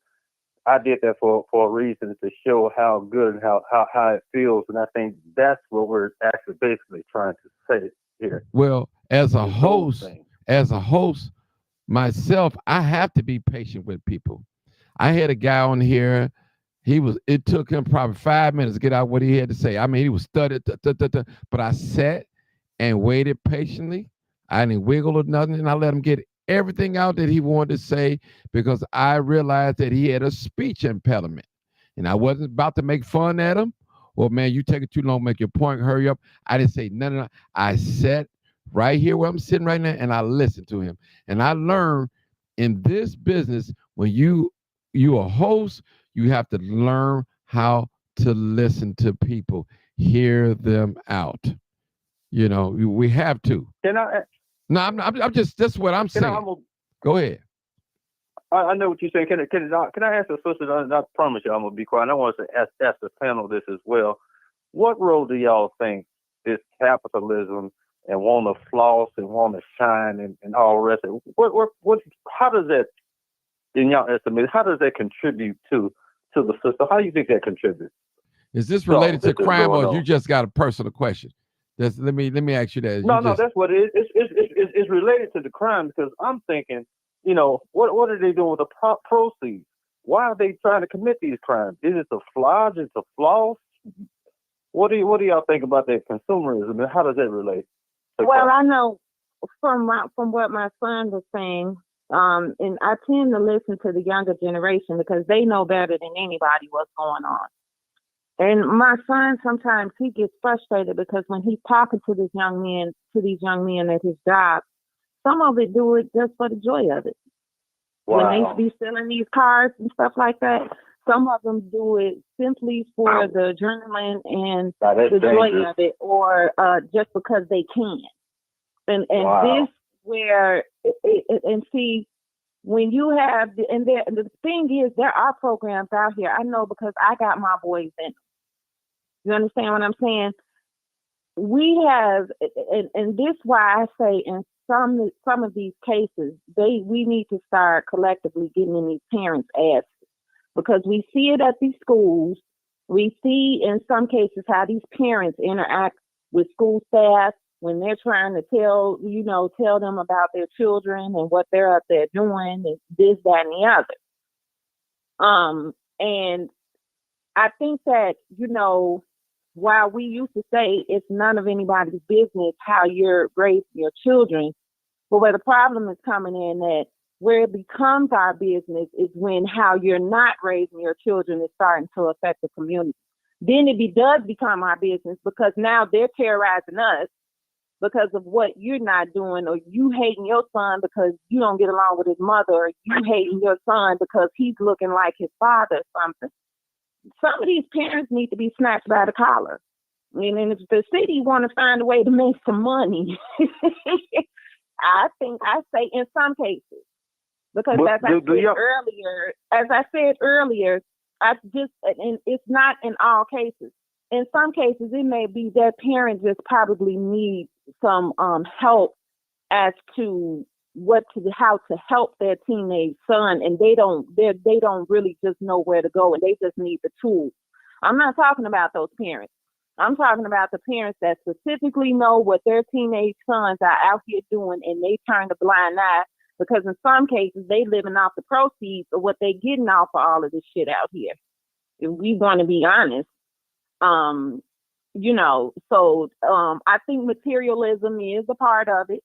We see everybody wants this quick money because they want to shine like the people who they're seeing.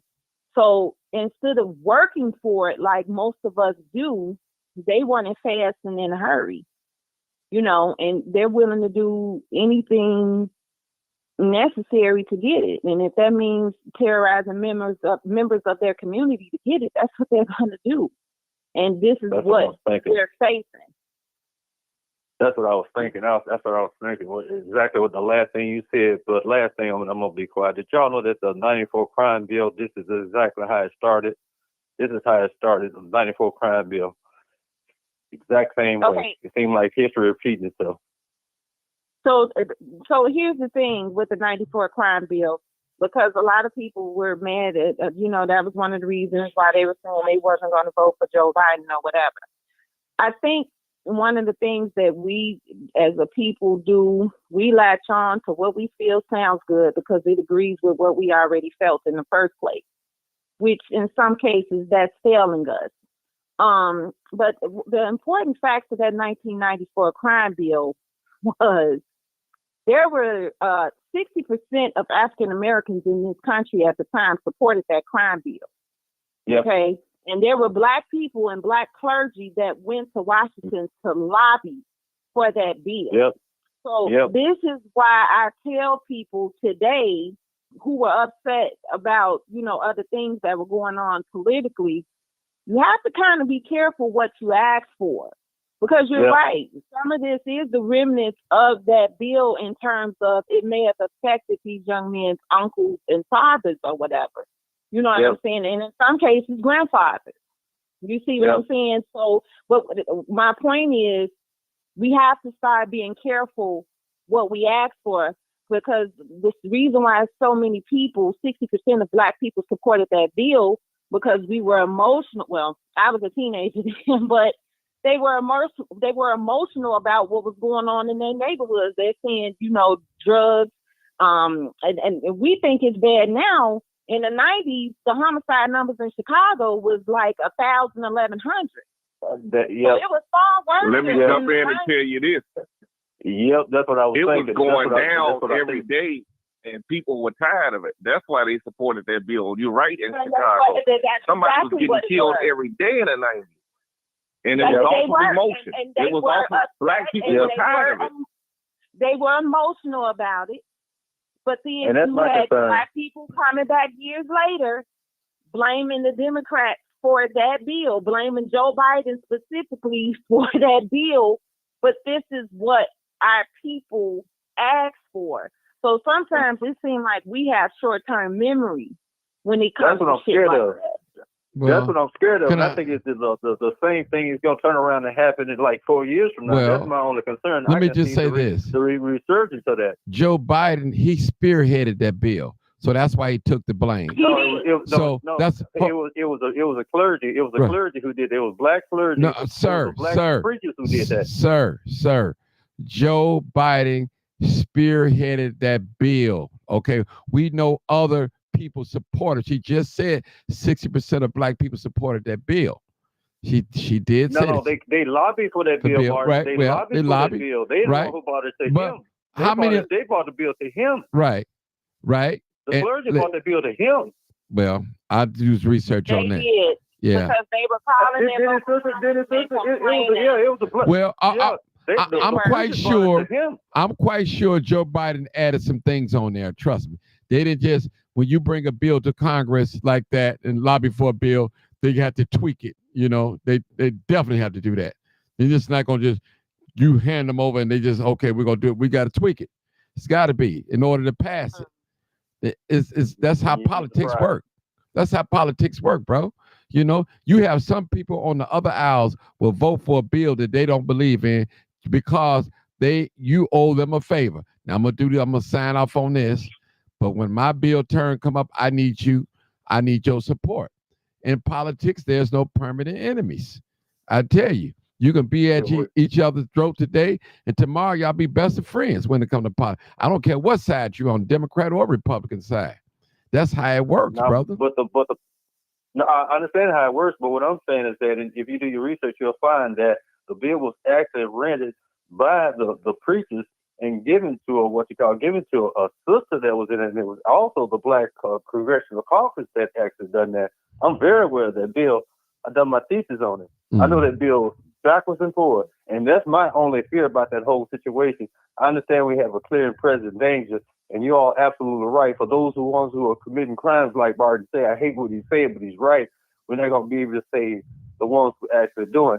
My concern is, what about the children that's not engaged in it? They're going to get caught up because the government, they tend to want to throw a wide net, and wherever they pull in, they just pull in. That's I'm true. yield. That is true, That's brother. my only concern. You know how many? Do you know how That's what I'm many? scared of. I don't know how you follow Chicago crime, though. You know how many little babies that we had got shot this year and last year innocent babies. We know the babies haven't done anything. I mean, when I say armed babies, little babies, you know, they got shot. And you don't think that there won't be an outcry in the black community because of that? A baby? Here's a young man. The matter is, I believe the FBI and the CIA dropped them guns out of Chicago. Because come on, man, and let's just go ahead and talk and let's be honest, man. How did those guns get there? And I agree with you on that. I agree with you on that. Come on, man. That's everybody know that was the government up. How did those guns get there? Y'all can't even have guns. I'm down south. We can have as many guns we want. Yeah, well, it's amazing how they know what train to break into to know where the guns are. Well, my thing is, they know what truck is being driven. Here's a young boy. Where the guns are. Here's a young boy got a $2,200 gun, probably $300 or $400 worth of ammunition, a special switch on it so it can go automatic. Where did he get the money to purchase that? You know, to buy it. You know, come on. And who's selling it's like really easy to get guns off the street. Like no, but what I'm saying is, first of all, sister, let me say this: it's easy to get guns off the street, but you got to pay for them. They ain't giving them away free. They ain't giving them away for free. Trust me.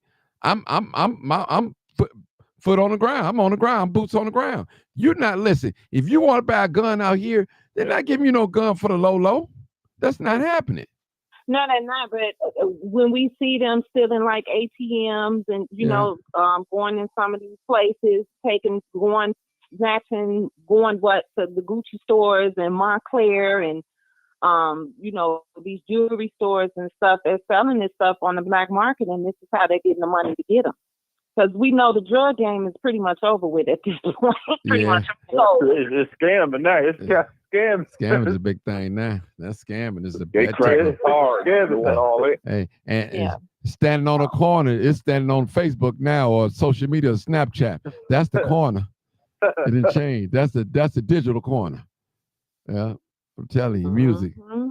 So, and then the thing about it, then that those prisons went up, the stocks in those private prisons went up and everything. So that's what I'm looking at all that stuff. I'm like, wow, they say them stocks went through the roof. Oh yeah, well, it's going down, people. But I've been on here 3 hours, and I'm about to sign off.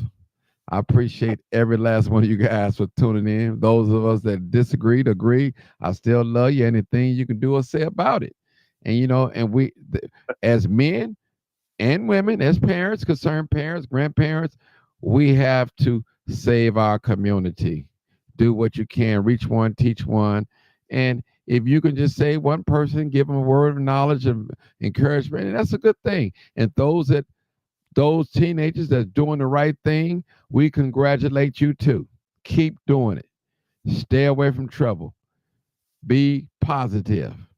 For those of you that continue, they want to live a life of crime and play the bad guy, we're gonna pray for you. And we're gonna wish the best for you. I rest my case. Anybody want to say something real quick? I'm out of here. Thank y'all very much. And to the sister, I look forward to arguing with you later on. Well, I don't try to argue with men too much, but okay. We just had a disagreement. That's all that was. I didn't argue with you. We just had a disagreement. Yeah, because I'm trying to be your friend. I'm trying to be your friend. That's all. All right. Good night. Good night. Good night, y'all. I got us smiling. Live. Uncut, oh yeah, she's a good sister. Tell the truth. She's a good sister. And shame the devil. I love being